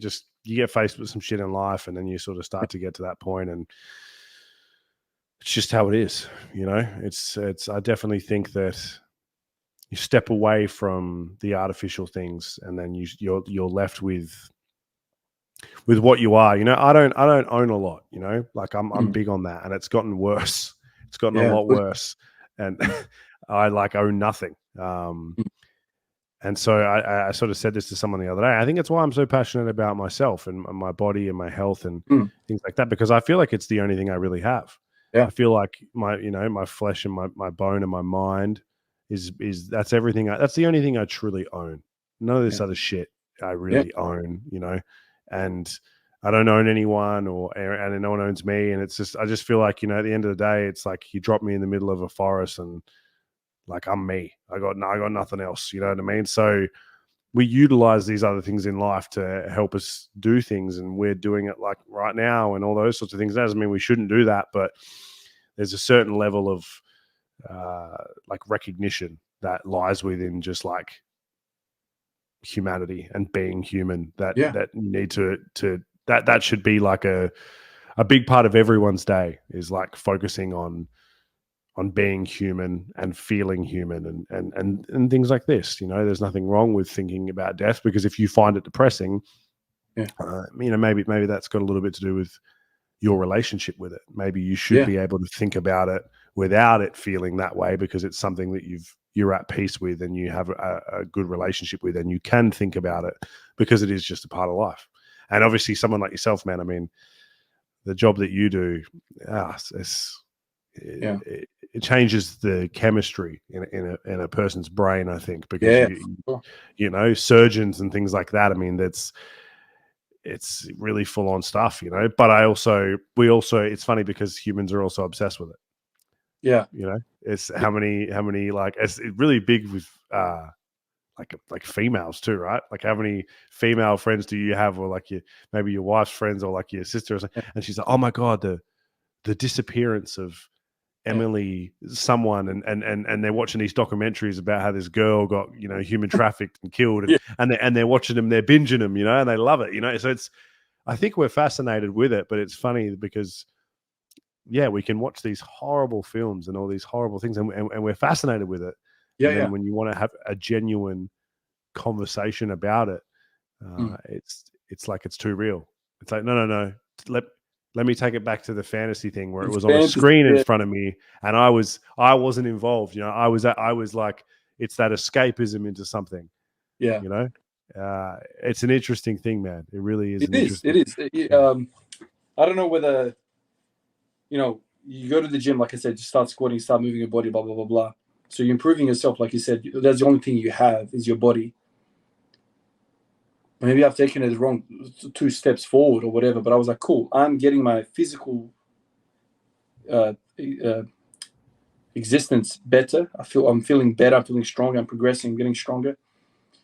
But then, like that gym environment also promotes mental health. How many times do you feel better when you feel really stressed? You go to the gym, then you feel like amazing afterwards. There's an endorphin release. So runners often talk about post-running endorphin rush. Like you do a marathon, it's like that was hell. But then they sign up for another one because that rush after that finish line is amazing. And so they're like, I feel like the whole mental, emotional, spiritual, it's all rolled in one. Like people spend so much time getting their bodies fit and ready, but they don't realize that once you're in that state of flow, when you're like on set 3 out of 5 sets of 5, you're in that flow. Your blood is rushing. You're perfusing your brain. Both hemispheres are on fire. This is a great time now to think about some of the mental stuff, the emotional stuff, the deep questions. And so for me, it's like you train every day. I'm getting that rush every single day, and it was like almost easy to go and experience that next stuff. Um, I don't know. I feel like it goes hand in hand. And my mate, he's Bulgarian. He says that the word gymnasium, uh, basically, I can't remember what he exactly said, but it basically means uh, an arena for. I'm gonna get this wrong. Where men train and talk philosophy. It's like a room for training and philosophy. Back in the day, people realized that training, lifting weights, doing stuff goes hand in hand with philosophy. It makes thinking easier. This is why people always say, like, if you're studying, Don't study for 8 hours sitting down. Get up, move around, come back. Your brain likes to connect neurons together much easier when it's moving around. But yeah, I don't know. Like you said, you like to improve your body and you like to kind of improve the only thing that you own. You know, the next step to that is, you know, it's like a domino effect. That's kind of how I've gotten to where I am. Yeah, I like it, man. It's like I said, I think like there's going to be a lot of people by this point. We're going to be like, Oh, for sure. what the fuck? I thought this guy was going to talk about training legs, but you know, this is where you'll take away from it what you will, and I like that because it's everyone's interpretation is going to be different, and some people are going to take away more. And I am going to ask. I don't want to because we're going crazy there, but I'm going to ask some training questions now, just because someone's going to be like, what the fuck? But only because you've mentioned a few things while you were talking as well that I find interesting. And so these are more ones that I don't want you to not elaborate. I want you to answer, but I have a quite a few just in regards to some of the things that you've said that I found really interesting. And they're simple as, so one thing that you had said was that quads need high reps, which I found super, super interesting as a claim, if you will, even though that's not really how you said it. But Yeah. I kind of wanted to discuss that a little bit and what you really mean by that. Yeah. This came about, I mean, squatting every single day, you know, pushing reps. Sometimes I would never feel my quads. There's multiple reasons for that, but when I would do 10 plus reps, more around 20, my quads would get lit up like crazy. And so I didn't really understand why my anecdote was like that. And then later on, I realized that I'm more of a hingy squatter and whatnot. But then I heard the Mike Menzer crowd talk about this stuff as well. You know, Mike Menzer's teacher, I forget his name. I always forget his name. Mike Menzer was the guy that thought that you trained a muscle group like once a week, and you have like 3 days in between. So it's like Arthur Jones. Arthur Jones, that's the guy. Yeah. So he's the guy that came up with this idea that you train one set to failure, you send it to absolute hell and back, you absolutely drop, you know, like go nuts. And then you take like an extended period of time off, like you take 14 days off or whatever the prescription was. And then in 3 days' time, you hit another muscle, 3 days' time, another muscle. And it's just like huge recovery things. So he said that the upper body does really well with low reps and the lower body does really well with high reps. Lower body, legs, the musculature of the lower half is made for walking, made for endurance. We are Homo sapiens and we're supposed to walk for a long time. And so there's a lot of tissue down there that doesn't really get addressed much if you just do 5 to 10 reps or 1 to 10 reps. So he says that you need to do, or he was saying crazy things, do a set of 100 squats. So basically that means you don't do any weight at all. Like if you got me to do 100 bodyweight squats, I would be lit up. And so he said some of these high and motor neurons wouldn't even get activated with sets of 5. He believed that you would need to do high reps. And so I remember when I heard that, I was like, oh, but that kind of aligns with my anecdote. And so if I want to really, really train my quads with the barbell, I would do a set of, or the pig squat routine. I don't know, you know, that's like 200 odd reps with ascending weight, descending reps. And kind of that was the only way I could really target my quads when I would do stupid amount of volume with them. That's where that came from. And Arthur Jones solidified that sort of from like the expert level down. But my anecdote has always been high reps for my quads make sense. But glutes and hamstrings, for me, in squats and deadlifts, 5 reps is fine. But quads, for some reason, I just don't feel them at all until I really send them to like crazy repetitions. Yeah, I find that interesting, especially the whole Mike thing as well, and that you've kind of referenced that, because that goes against a lot of what you do as well, right? The whole crazy rest periods and stuff, and that became real popular, and it's fine. It's fine because it's good, but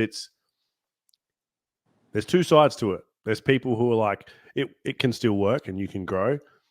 And I think you can. Yeah. And then there's people on the other side of it who are being like, I really want to try it, or I tried it and I noticed things were a little bit better and all this sort of stuff. But there's this underlining thing where it's like, I'm fucking lazy and don't want to do volume. Mm. And there's a lot of people that kind of were like, you know, it was like, oh, I want to do. It's like, dude, what Mark Menzer did was great, but Mm. you know, we're also talking about a guy who used to like smoke methamphetamine before he trained and go to hell and back. So if you train like a pussy, then this method is going to not work for you at all. And And I yeah, train. I'm a calm trainer. Like, I'm not an aggressive Mm. trainer, so that really doesn't go bode well for me. You know, I can't train with that much intensity. Yeah, it's. I mean, it's not. I mean, force reps and assisted reps and all that sort of stuff, man. It's just so this, and I mean, and also, Mike used a lot of machines. You Yeah. know, that's another thing too. And as we both know that, I mean, that pendulum squat, man. Oh, you ever get a chance to go on one of those? You take one of them to failure, you don't even want to talk. It's like getting punched in the nuts, man. You don't want to talk to anybody. You're like, oh, like you feel sick. It's because you can push it so hard. You know. Yeah, man. It's hack squat's similar. You know, I used to question my life on a hack squat. I would just be like, why am I doing this to myself? This is horrendous. And to be honest, I think I probably did probably a bit of, I probably jacked up my knees quite badly on a hack squat, if I'm honest. Really? I feel like, yeah, man. Yeah. I used to probably take it a bit too far. You know, I probably could have spent a lot more time really probably just eccentric and pausing, man. To be honest, I probably used to dive bomb them a bit to try to, you know, hit PRs and stuff, you know. And I think that's probably that's probably the only thing that did it, you know. It's, but they are knee dominant, man. And I know there's a couple of bodybuilders that I know that that are in Perth where I live, and some of them have massive legs. And honestly, man, probably most of them have knee problems. And I've spoken to them all about it, and a lot of them have said, "Man, I used to just send it on the hack squat, and I definitely, like." Recently started experimenting with the hack squat, and man, the first day I barely did a plate. Like, he just kicked my ass, man. Strange machine, man. Strange machine. He like forces you into a position which is, for me, like, you know, with a barbell on my back, I would never be in that position. But he forces you into these positions, and it's all knee. You know what I mean? It's all knees or quads, right? It's I'm kind of in a block with them right now, and I'm pushing them hard. But they really suck. Like, it's sort of happy time being in there. Yeah, it's people approach them differently as well. Some people will use like a reverse band, which you would have seen people use a lot to take some of the pressure out of the bottom, and some people say that helps their knees. But then at the same time, obviously, as you know, like if we understand anatomy and like squatting, the last place that I probably want to take pressure off is the bottom, right? Like that's kind of the important bit. You know, I'm getting a lot out of that, so I don't really want to do that. But then if it saves my knees, it's like, it's so hard. I think the V squat, at least in my experience, and this is like a hard thing to say because I don't like to demonize exercises, but I hate that piece of equipment, man. I've never been able to feel good using that. I've used it so many different ways, and it always feels like shit. Yeah, I've never That's tried just me. But it's something that's available to me in the gym that I go to, and I look at people using it, and I'm like, well, what is going on there? Like, it's like, it's a strange piece of equipment. I'll probably try it since I'm kind of like in the bodybuilding kind of phase right now, but I don't think I will like it. It doesn't feel like it's a constructed, like the pendulum squat makes sense to me. That you know, that whole torque curve makes sense to me. The V squat, I don't know. I feel like when I see somebody using it, I feel like the ACLs are copping it sweetly. I don't know why I think that. It makes me feel like there's forces that are going one way and then another way. It's not, the gravity is hitting you this way. This thing is kind of like, it's I don't know. I'll have to try it to really kind of formalize my ideas. But from outside, it doesn't look like the best construction. No, I think people use it backwards sometimes as well, which you probably would have seen. But I think something I've learnt over the last year, and even just doing that course with Benny as well, is you start to realize that just because a company made a machine doesn't mean they totally understand anatomy. Because there is machines that are, Like that. you know, they're designed a certain way, and you think, like, yeah, you've not. This hasn't been thought through. You know, it's. Yeah. You know, there's certain machines for sure. It's I've been at some places before, and I've used stuff and just gone, oh god, this feels horrible. Yeah. This feels so bad. And even if it comes down to something as simple as cable machines, man, the inertia is like different insert on certain machines. So Yeah. you know, you go on that cable that people don't use at the gym, and it's like, man, like can barely even do a single arm. I've seen you been getting into single arm lat pull downs. Yeah. Yeah. You do one of them on a cable machine, and it's like, why does it feel so hard on this one? I did it on the other one, and that one felt great. I actually saw your video on that and was curious. Have you ever tried a Cobra pull down? No, I haven't. I will have to put that in my Loom video. I will send it to you. I saw the first person. There is a very, very strong powerlifter who did a bit of work with Ben Patricks, the knees over toes guy. His name's Dawson Wingham. If you aren't familiar with Dawson Wingham, man, you should. I'll send you his Instagram. He's insane, man. Incredibly strong. Has like a 235 kilo bench, maybe. I think he's like, he's in the 110s, maybe. He's an animal. Insane, right? But incredible squat as well. Really, really good. He does a lot of amazing stuff. Does a lot of really like strength at length stuff too. Like a lot of like really, really deep stuff, like all ATG. It's great. Does a lot of knee stuff, but he did them, and they're essentially like, if you had like an incline bench, you lay on your side and you basically stretch your arm over your side and pull down to your side. Like it's like this mat, and you get. This podcast is sponsored by Bulk Gym Chalk. Do you struggle to hold onto your deadlifts? If so, it can be very important to make sure that you have good quality chalk and access to that chalk. So go to Bulk Gym Chalk. You can find them on Instagram and get yourself some good quality chalk so that you can make sure that you can train in the gym and get the best out of your training while doing so. You get a crazy stretch on the lats from it. I've done like you do a set of that, like a set of like 20 each side. The lat pump is wild, man. It's I'll covered with the one hand. Like I've always done, you know, pull ups this way and pull downs, whatever. But one hand allows that rotation, really allows that joint to now act independently of the rest of the structure. So you're not locked up. You're now really opening up. And this, I mean, even just the way I'm doing the single arm pull downs, I feel like it's an increased level of stretch and then contraction as well. I mean, bodybuilding in itself is completely different to the powerlifting strength mentality.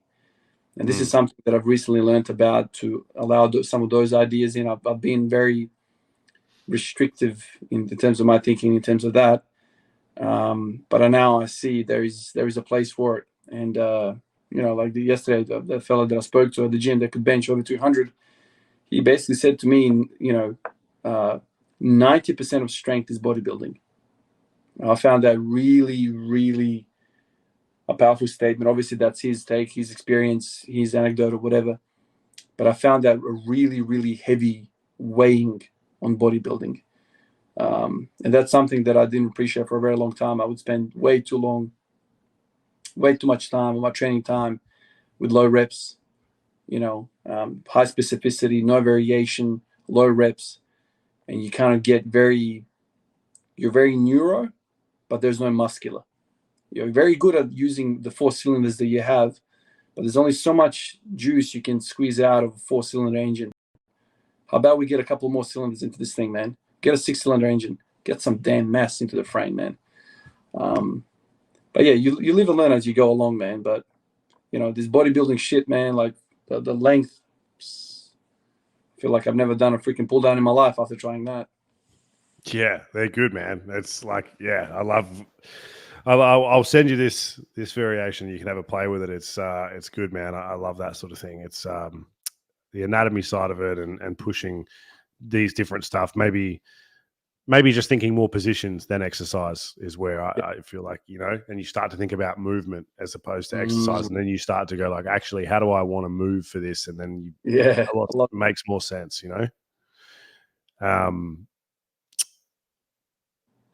Singles have no value was an interesting one I heard you say.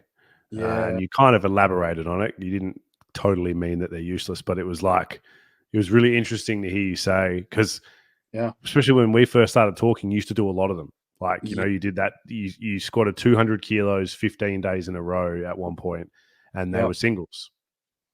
It's interesting. Like the start of the squat every day was based upon the Bulgarian methodology. Do singles. I mean, they squatted 3 times a day, and they would squat until they failed. So they keep increasing the weight until you fail, and that's the end of the squatting portion of the workout. Crazy stuff, right? So that's going beyond your 100% of one RM. That's like trying a freaking max 3 times a day. Insane stuff. So I kind of went into, obviously, with a watered down version of that thinking, being high specificity. You're shooting free throws for basketball. You're practicing squats. Same thing. Understanding that strength is a neuromuscular equation. It's not just a muscular equation. There's a neuro component, and the neuro component is a very, very potent part of the equation and needs to be practiced. And how do you practice? Well, you do the sport. Lifting 99% of your 1 rep max or 100% of your max feels different to lifting 70 and 75 and 80. It's a different skill almost. You need to learn how to be under a maximum weight. So that's kind of how I went in. That's the knowledge, the mindset that I had. And so I thought, okay, comfortable singles every single day, part of the squat every day. And that was the thing. And if I feel really good on the day, do some back offs, 5s or whatever I wanted to do on the day, 3s. That belief stuck with me for a very long time, for a very, very long time. And I've dealt with the hip pain coming and going. And now kind of like 5 years on, after running around the block 100 million times, revisiting all the ideas 100 different times, I've kind of come to a conclusion that singles, in the grand scheme of things, mean very little. It's almost like I want to say they're worthless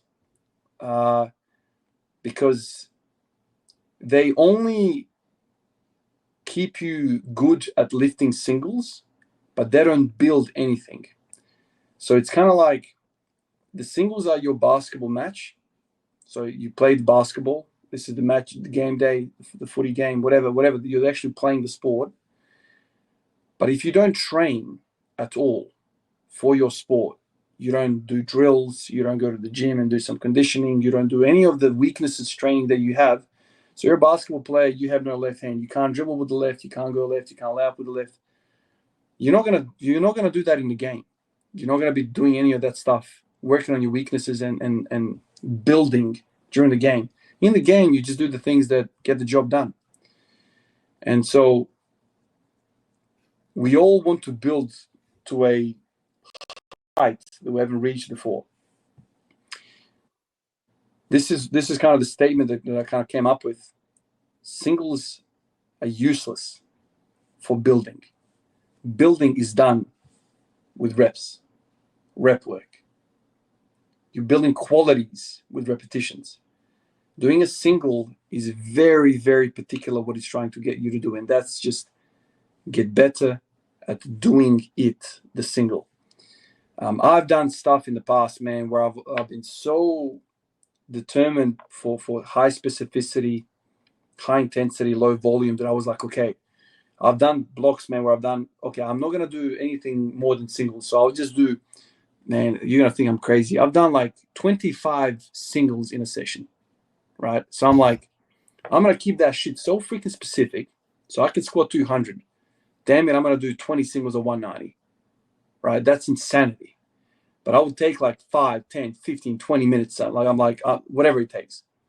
Quickly worked out that you can't really get a lot of volume with 90% weight. You can't freaking do 20 reps with that. You can't do 20 singles. Okay, I'll do 80%. I'll do 20 damn singles. And I've done this stuff in the past. The thing that what happens with that is that your muscles don't get a workout at all. Like you don't get a pump. You become so tight in your freaking tendons your hip structure, you get so tight. No amount of stretching can get you out of the tightness that you feel after doing 20 singles at 85%. You feel so brutally tight.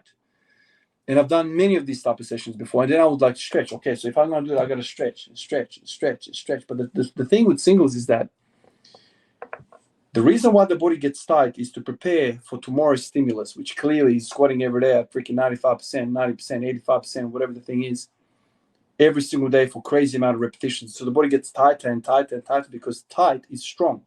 You're trying to resist the force. When you start doing 60% weight for a set of 10, 55, 50% for a set of 10, 15, all of a sudden your hamstrings let go, your chest lets go. You start to feel longer, and you know the muscles had to pump and it starts to release. So I was like, ATG squatting requires mobility, but singles remove that mobility away from me. So I'm like, okay, so I can't survive too long with doing volume through singles. So I was like, okay, this is like years of summarizing, but okay, I'm going to do a single every single day in the training session, work up, comfortable single. And then as soon as I finish that, boom, rep work. That's the building. So like the guy said yesterday, he believes that 90% of strength is actually bodybuilding, or the way I summarize it in my mind is just rep work. Get the reps in, build that tissue. And that neural part of the equation is just practicing a very, very comfortable single, just to make sure that you're fresh and understand what the sport is, which is a single. Yeah, Jesus Christ, 20 singles sounds like shit. Oh my God. I got it from the Bulgarians. These ideas go from the Bulgarians. It's just insane. Yeah, that blows my mind. I mean, because you did 180 kilos for 13 recently. Yeah. And so, like, I remember coming across some of the things we talked about, like in how much you're training. And as we talked about before, a lot of your volume was accumulated through frequency because of otherwise, you couldn't do a 5x5 every day. And Clarence Kennedy put out a video once talking about that. So like Clarence Kennedy was doing 5x5 every day or something hectic. Yeah. And so like so for 13 reps or whatever, I know you've done 100 kilos for like 32 as well. And stuff like that. How did you, like, are you doing a set and just adding a rep and or like what is your kind of method behind getting to a point where you can do that? So so funny, I mentioned Arthur Jones before, but I decided this year I was like having dilemmas in in all of this, and I decided to just really give myself to the rep work. And so then I thought, okay, the way I'm going to do this is I'm going to have one set all out. And how do I achieve that? Arthur Jones channeling thoughts here. Okay, I'm going to put 4 plates on the bar. It started off with 3 plates, but then like over the course of months, it ended up being 4 plates. And I just said to myself, okay, twice a week, I'm going to come in, I'm going to put 4 plates on the bar, and I'm just going to live under that bar as long as I possibly can. So do 5. Okay, I'm done. Take 5 breaths. Take 5 breaths. You might wreck it after the 5 breaths. Just take 5 breaths. You suck it in, you're like, shit, I reckon I got one in me. It's a whole milk and squats kind of program. And so 4 plates on the bar, cool, no worries. I don't have no idea what I'm going to do. Do 5. I can do 5, relatively okay. But then just take some breaths. Just don't rack it. And that's kind of how it started. And I'll get 6. I'll get 7. I'll get 8. And so it took me like a couple of weeks, probably like, I don't know, maybe 6 weeks it took me to get to the 13. And the rest of the training program was very, very easy. So let's say Monday I'll have that AMRAP day and I'll do nothing else. I come in, I squat, and then I die, basically. Like, it takes your soul. On Tuesday, I would come in, I'll do 140 for a set of 5. On Wednesday, I'll come in, do 160 for a set of 5, 180, war day. Literally, I write it in the book, war day. Do nothing else. And on the other days, I would do very, very minimal, like, maybe do some barbell rows, and I'll do some lateral raises just to kind of keep the conditioning of the upper back. I later realized that the thing that was failing with me was the upper back, funnily enough. My traps were killing me, man. I couldn't even hold the bar on my back anymore. So I used to do stuff like, okay, I'm gonna take 100 kilos. I don't know if you've ever done this. Take 100 kilos in the high bar, unrack it, and just hold it for time. Oh my God. Like that 100 kilos feels like 4 plates after 2 minutes, man. You cannot hold weight on your body any longer. Because I thought to myself, in order for me to squat 180 for 20, what was the goal? I need to be under that bar for 2 to 3 minutes.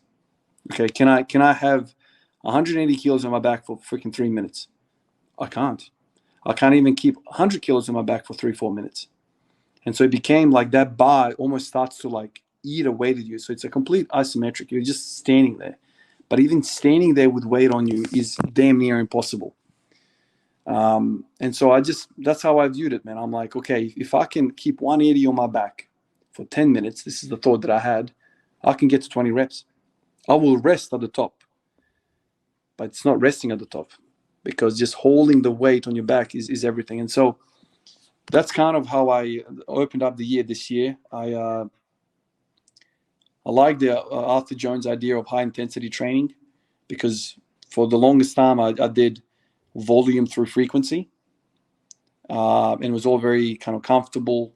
And then I wanted to try this year. I wanted to try, okay, everything else is going to be easy, but twice a week I'm going to go to war. I'm going to go to war. I'm going to meet my maker under that bar. I'm going to suck that breath in. I'm going to feel agony twice a week. The rest of the training time is going to be piss easy. And that's kind of how I got to it. Everything was surrounded, all my training surrounding those 2 sets per week was just easy. And that's how I did it. So huge intensity, 2 sets a week. And the results were pretty good, man. Like I ended up going from 180 times 6, which is my previous best, I reckon, to 13 reps. Yeah, I like the top set. Like I like the one set of it. I like that approach. I've done something similar before. I do like that. I wanted to we're almost at 3 hours. I'll let you go soon because you've been moving around your whole house. But I wanted to ask a little bit about the gear stuff, because you don't really wear like belts or sleeves or anything like that. But I've noticed that you never used to, but you wear shoes now. So you didn't. Back when we spoke last time, you were just in like the flat Converse steel, I think. Now you've got like some of the Olympic weightlifting shoes. So what was that? What was the choice behind that? Yeah, I've had these shoes, the Romoleo 2s, for many years, man. Like when I first started squatting, I quickly realized the ankles were the problem. So I bought those shoes long ago, like 10 years. But they've spent a long, long time collecting dust on the shelf. I've had periods throughout my 5 years of squatting every day where I've used them. The reason why I stopped using them because I quickly realized that my hip pain was getting worse in them when I was squatting. So I got rid of them, tried flats, hip felt amazing or better. And so I've kind of forgotten about them, and that was it. But recently, the last few months, this winter, I had a really, really hard time. Got at the time, like 8-9 month old son, getting sick, lots of viruses around the house. I was getting constantly sick, cold weather. And I was coming out into the garage like some mornings to squat, and it's like freezing, right? And I'm inflamed. I've got a cold. The muscles are all tied up. I'm inflamed as a system. I'm inflamed, and I'm struggling to squat. And I'm like, what the hell is going on, man? I'm getting worse and worse with my mobility. And then something clicked. I'm like, my God, man! Like I'm wearing these barefoot shoes, Vivo barefoot shoes.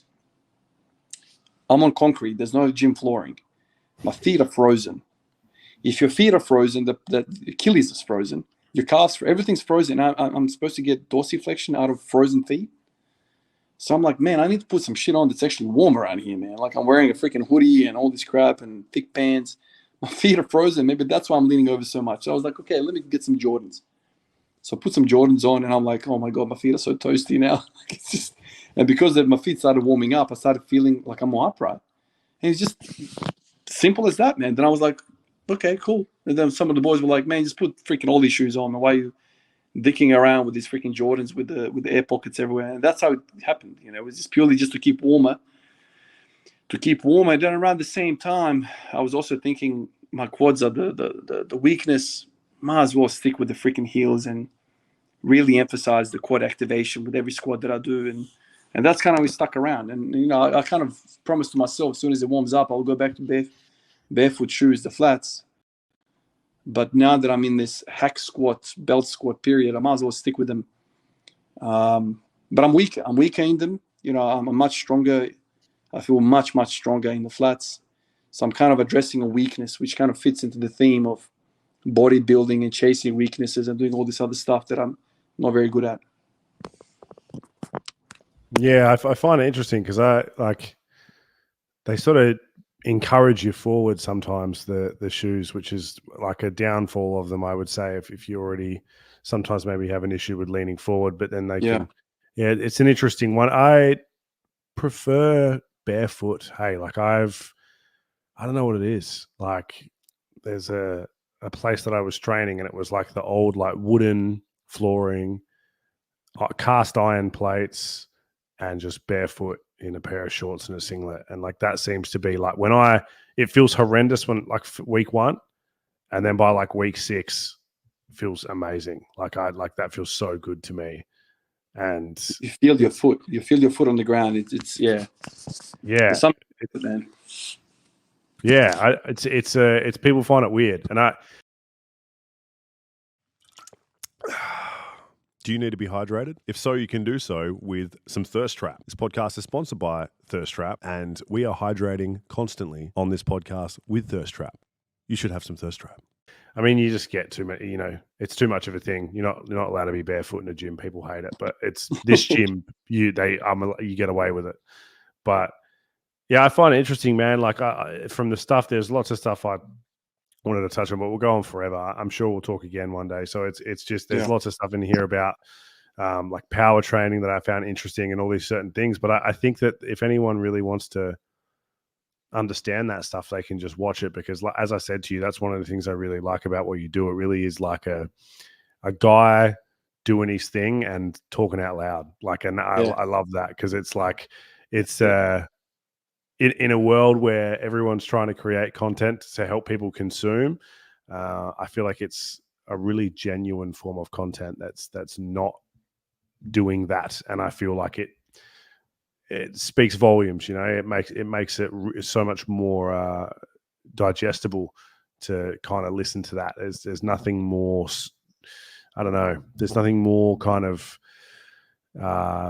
like it's a weird feeling. It's kind of what you talked about before about like flexibility, mobility, like relaxing movement. Everything feels normal as opposed to forcing yourself to listen to something or understand something. So yeah. You know, one of the visions that I had when I started the channel was just to make stuff that I wanted to watch, and I just wish people would just make videos like this without any editing, without anything, and just a bloke sitting here. And I feel like we're drinking a beer together and talking about the shit that we love. You know, I kind of, that's what I imagined social media, what I dreamed it would be. But, you know, it's not for everyone. But, you know, I continue to make stuff that I want to watch.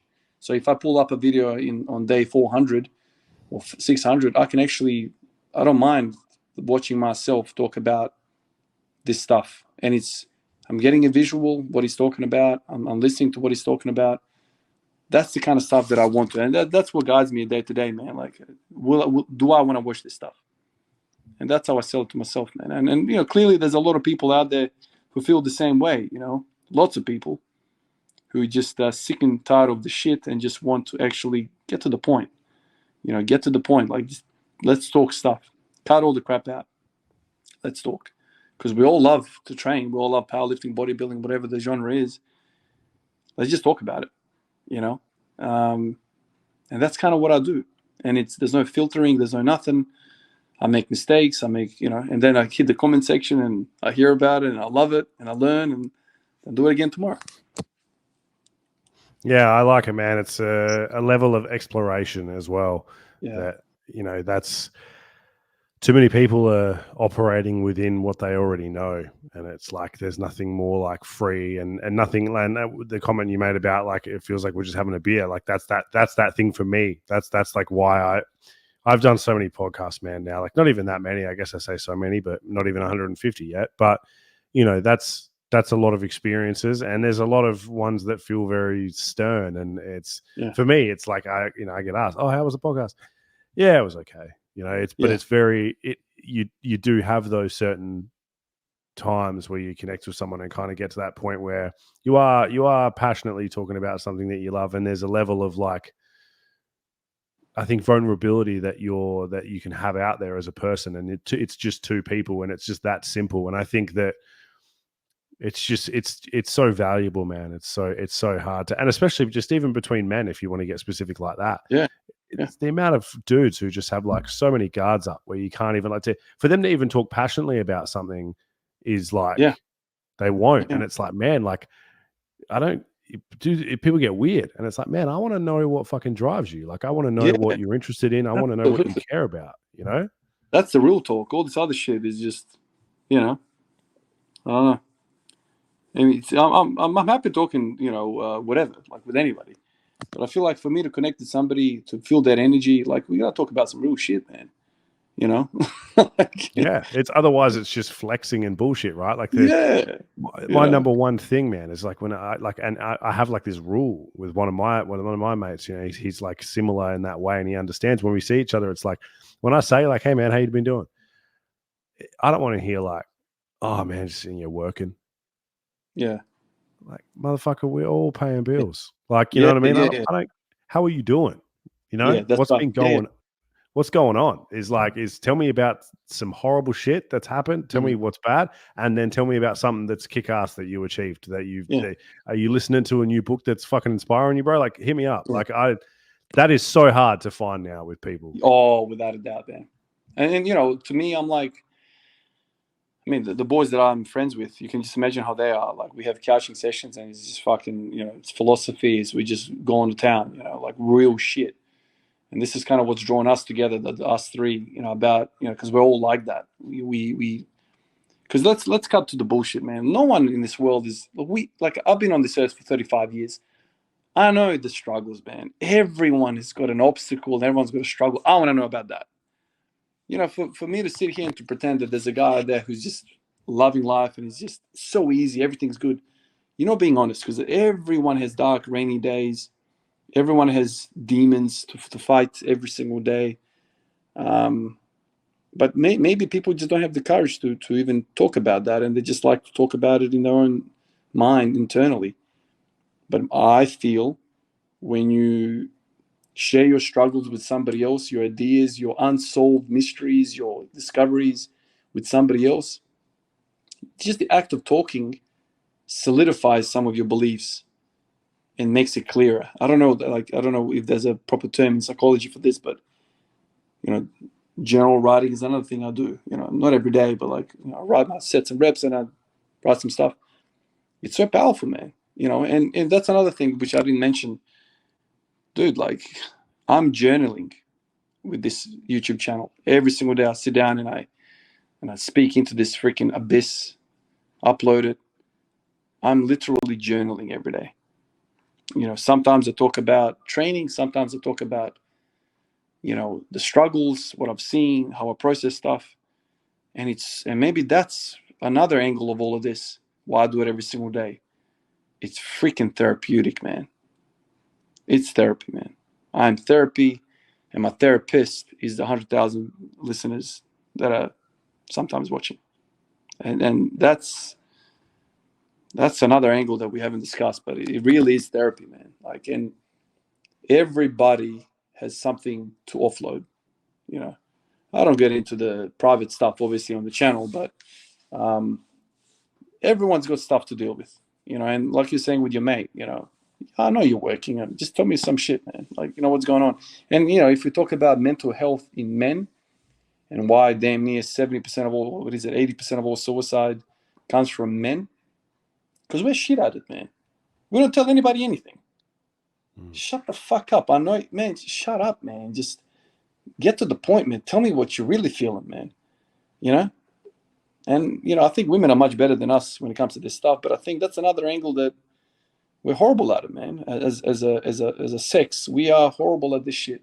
You know, we hold this crap inside.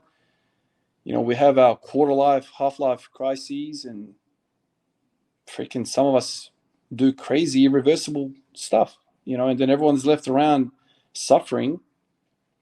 And because not enough people around him, maybe not enough men around him, said, "But tell me how you really going, man. Let's talk about what is the meaning of life." You know, I don't know. There's something to that.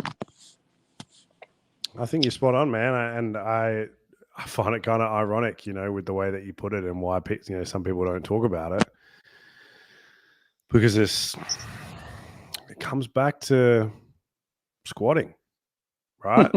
It's the limitations, right? If I don't talk about it, but I can get on with my life, I'm going to do that, right? It's the squatting thing again. I can go and do the hard thing. I can talk about it. I can squat. I can do the hard thing, or I can just get on with my life and ignore that thing. And I will be able to get on with my life, and I'll just be able to buy my way into feelings and other things. And, you know, for me, fuck, man, I was a drug addict hard for like 10 years. And the best part about that was, for me, that I didn't need to learn to develop emotions as a teenager, because I just pressed a fucking button and felt whatever I wanted.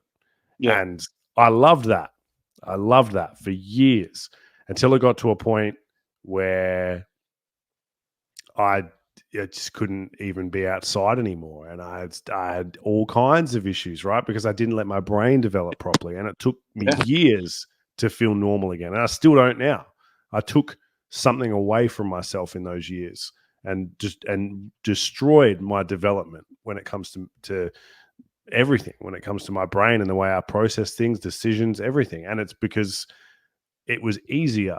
It was I could have developed like a person and spoke to people and learned things and had experiences and forced myself to do things and tried new things.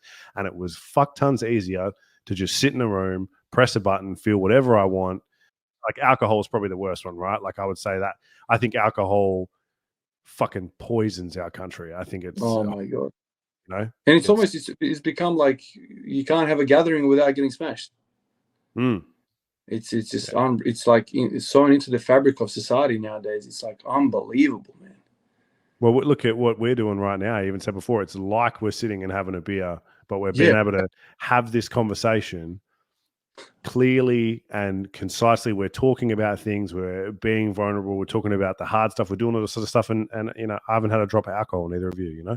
Yeah. It's a big thing, man. I think that, as I said, you can operate under the impression sometimes that drugs are the only way to get there, or, you know, these other things are the only way to get there. But it's that true kind of just being out in the open and having to deal with everything that you have and everything that's coming at you and all the things that are in life that are difficult. And that's just, it sucks. You know, it's hard. That's the part it's where everything happens. You know, it's any time that you're not focused on that shit and you're trying to move away from anything, you know, it sucks. That whole discomfort is, and you need to chase that. But it's any time in my life, and I still haven't experienced it different, and I'm doing it right now with certain things. If I'm comfortable, man, I'm fucking second guessing shit because it doesn't feel right. Because this isn't hard enough. I'm not. I need it. Why am I not struggling more? Because I feel like I'm not finding fuck all out about myself. Yeah, well, and that's the ultimate thing, right? You know, discovering yourself, discovering the meaning of life, and all the other stuff. Like, it can only happen if you get up and do stuff. But you know, at the same time, you understand why people don't do anything, because it's discomfort, and our evolutionary development as a species has been, you know, don't risk yourself, don't jump over that cliff, because we die, everyone dies. And so there's like a comfort inbuilt into us, and to succeed in life is to fight that evolutionary reflex. Oh, that's gonna burn, don't touch it. So it's kind of like you have to fight yourself, but like in that process of fighting yourself, you discover some things. and you observe other people who have done wonderful things, and like nothing's come easy to these people, man. Like some of the most celebrated people in the world have just basically become accustomed to sucking shit, you know. And it's simply like, that's how I think about it. How much discomfort can you take? If you're a pussycat, man, I don't know where you're gonna be, dude. Some of the most savage people in this world have just gone, you know what? I'm going to live my life and suffer 24/7. I don't know. What sort of sicko do you have to be to just dedicate your whole life to suffering? I don't know. And there's degrees to it as well, you know. But this is the thing, like the 180 and the 360 view on this is like, okay, do you really know how good this feels without a palate cleanser? I call it a palate cleanser. So when I have a really tough workout, I come home and I sit on my sofa and I'm like, man, this shit, right? Who the fuck made this sofa? This is the best sofa in the world. But if you didn't have that discomfort earlier, you wouldn't appreciate it. So the only way you can know how good something is when you have something bad to compare it to. And that's if you want to feel good, man, you have to feel bad. The yin and the yang. Man, this has been one of them. Hey, this is definitely one of the most intense episodes. I think it's people are going to get more than they expected with this one. And man, we have officially reached the fucking 3 hour mark as well. Yeah, so I know. It's crazy.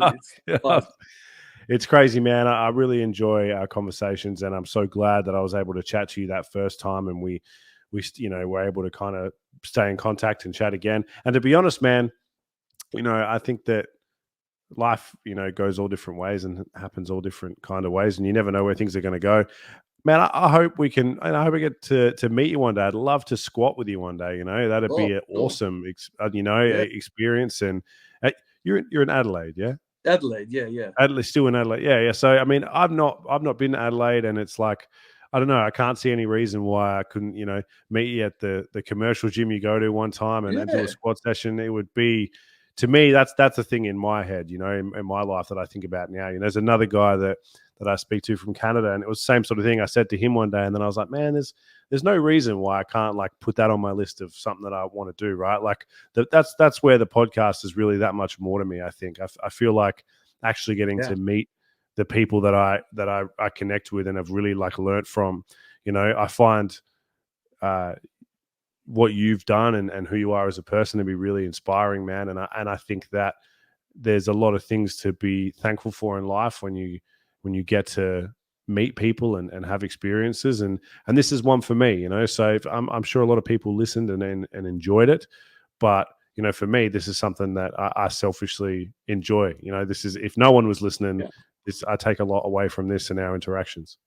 The chances are, if you and I have had a really good discussion about whatever topic we discussed, there's going to be other people the same way. And that's how I do the videos. That's how I do everything. Because I know if you and I, two men similar age, had interest in about some of the topics we talked about, if somehow, let's say it this way, if somehow you could get a million exposure people exposed to this podcast, you would find a huge amount of people interested in the topics that we discussed, because these are the topics, whether people want to admit it or not, these are the talks that people want to have, but they can't because maybe they don't have strong enough bonds with people around them.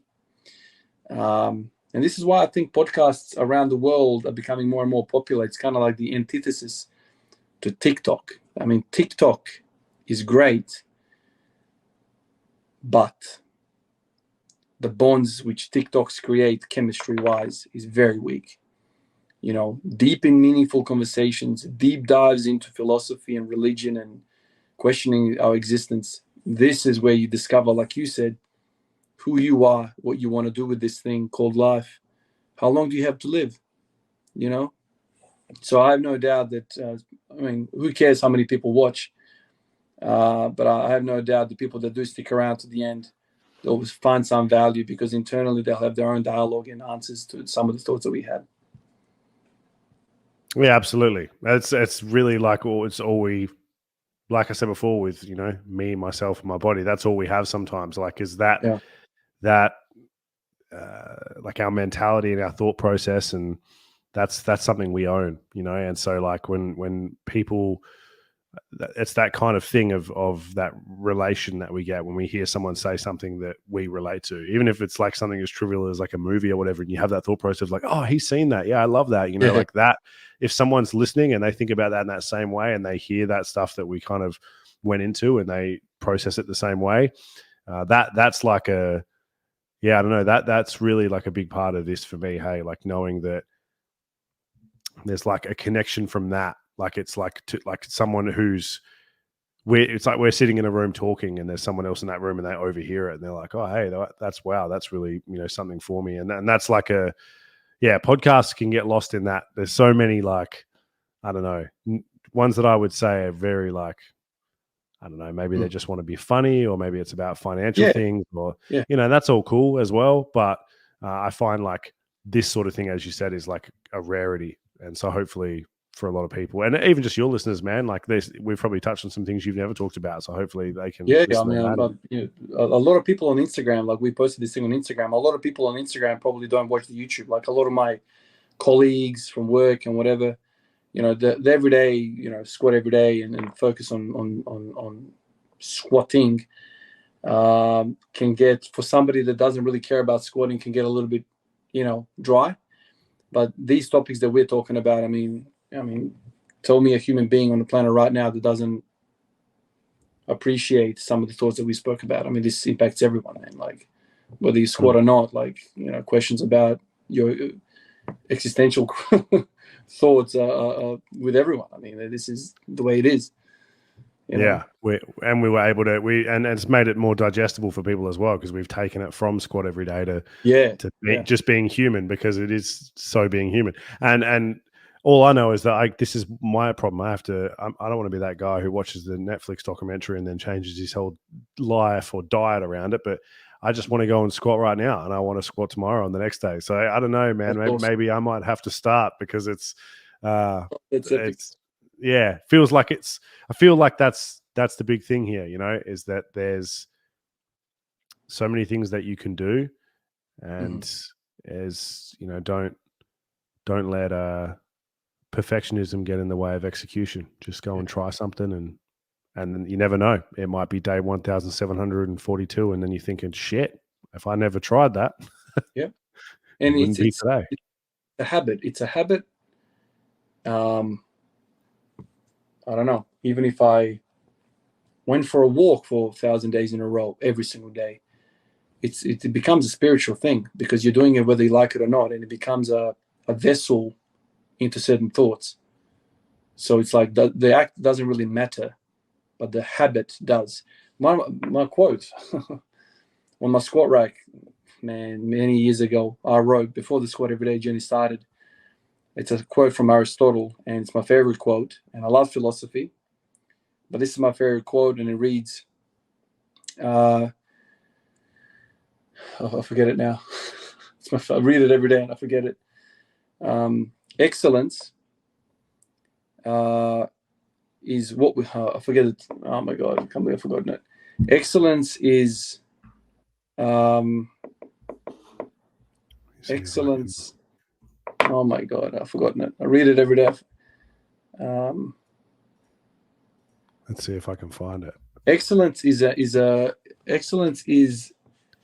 something we do. Excellence is something we do every day. Yeah. So it's not an act, but a habit, basically. That's what he says. Yeah, excellence isn't an act; it's a habit. It's a habit, basically. So that's There's a like a longer version of it. I was trying to think, completely forgot about it, but it's not an act; it's a habit. And when you develop a habit, like humans are very good with habit. Once you develop a habit and you start to move, and you add motion into your life, no matter what happens, then I feel like things start to open up for you. You start to understand the true,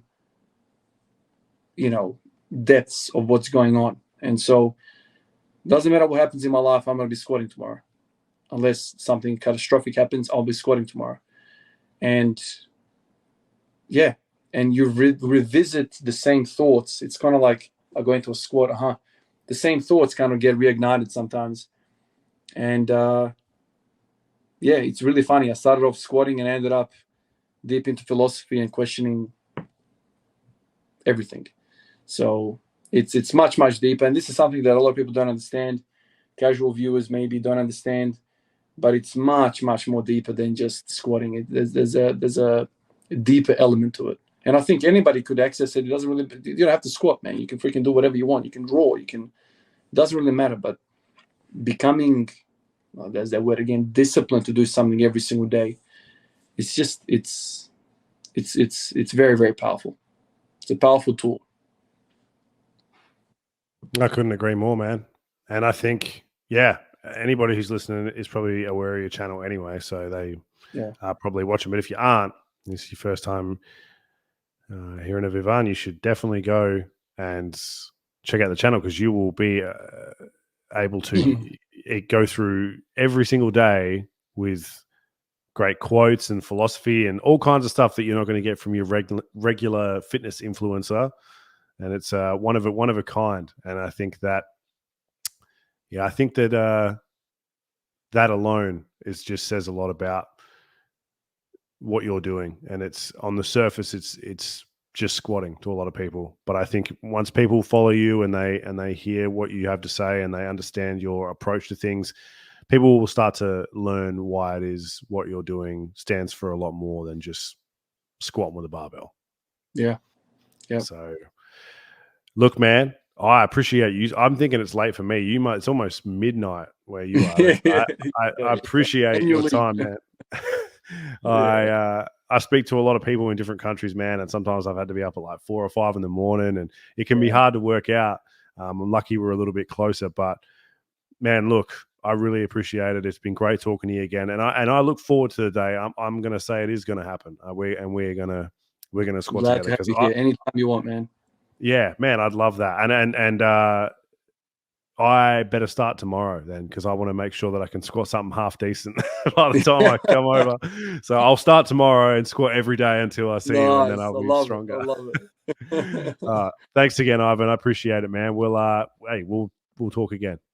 This was great, man. Thank you for having me, man.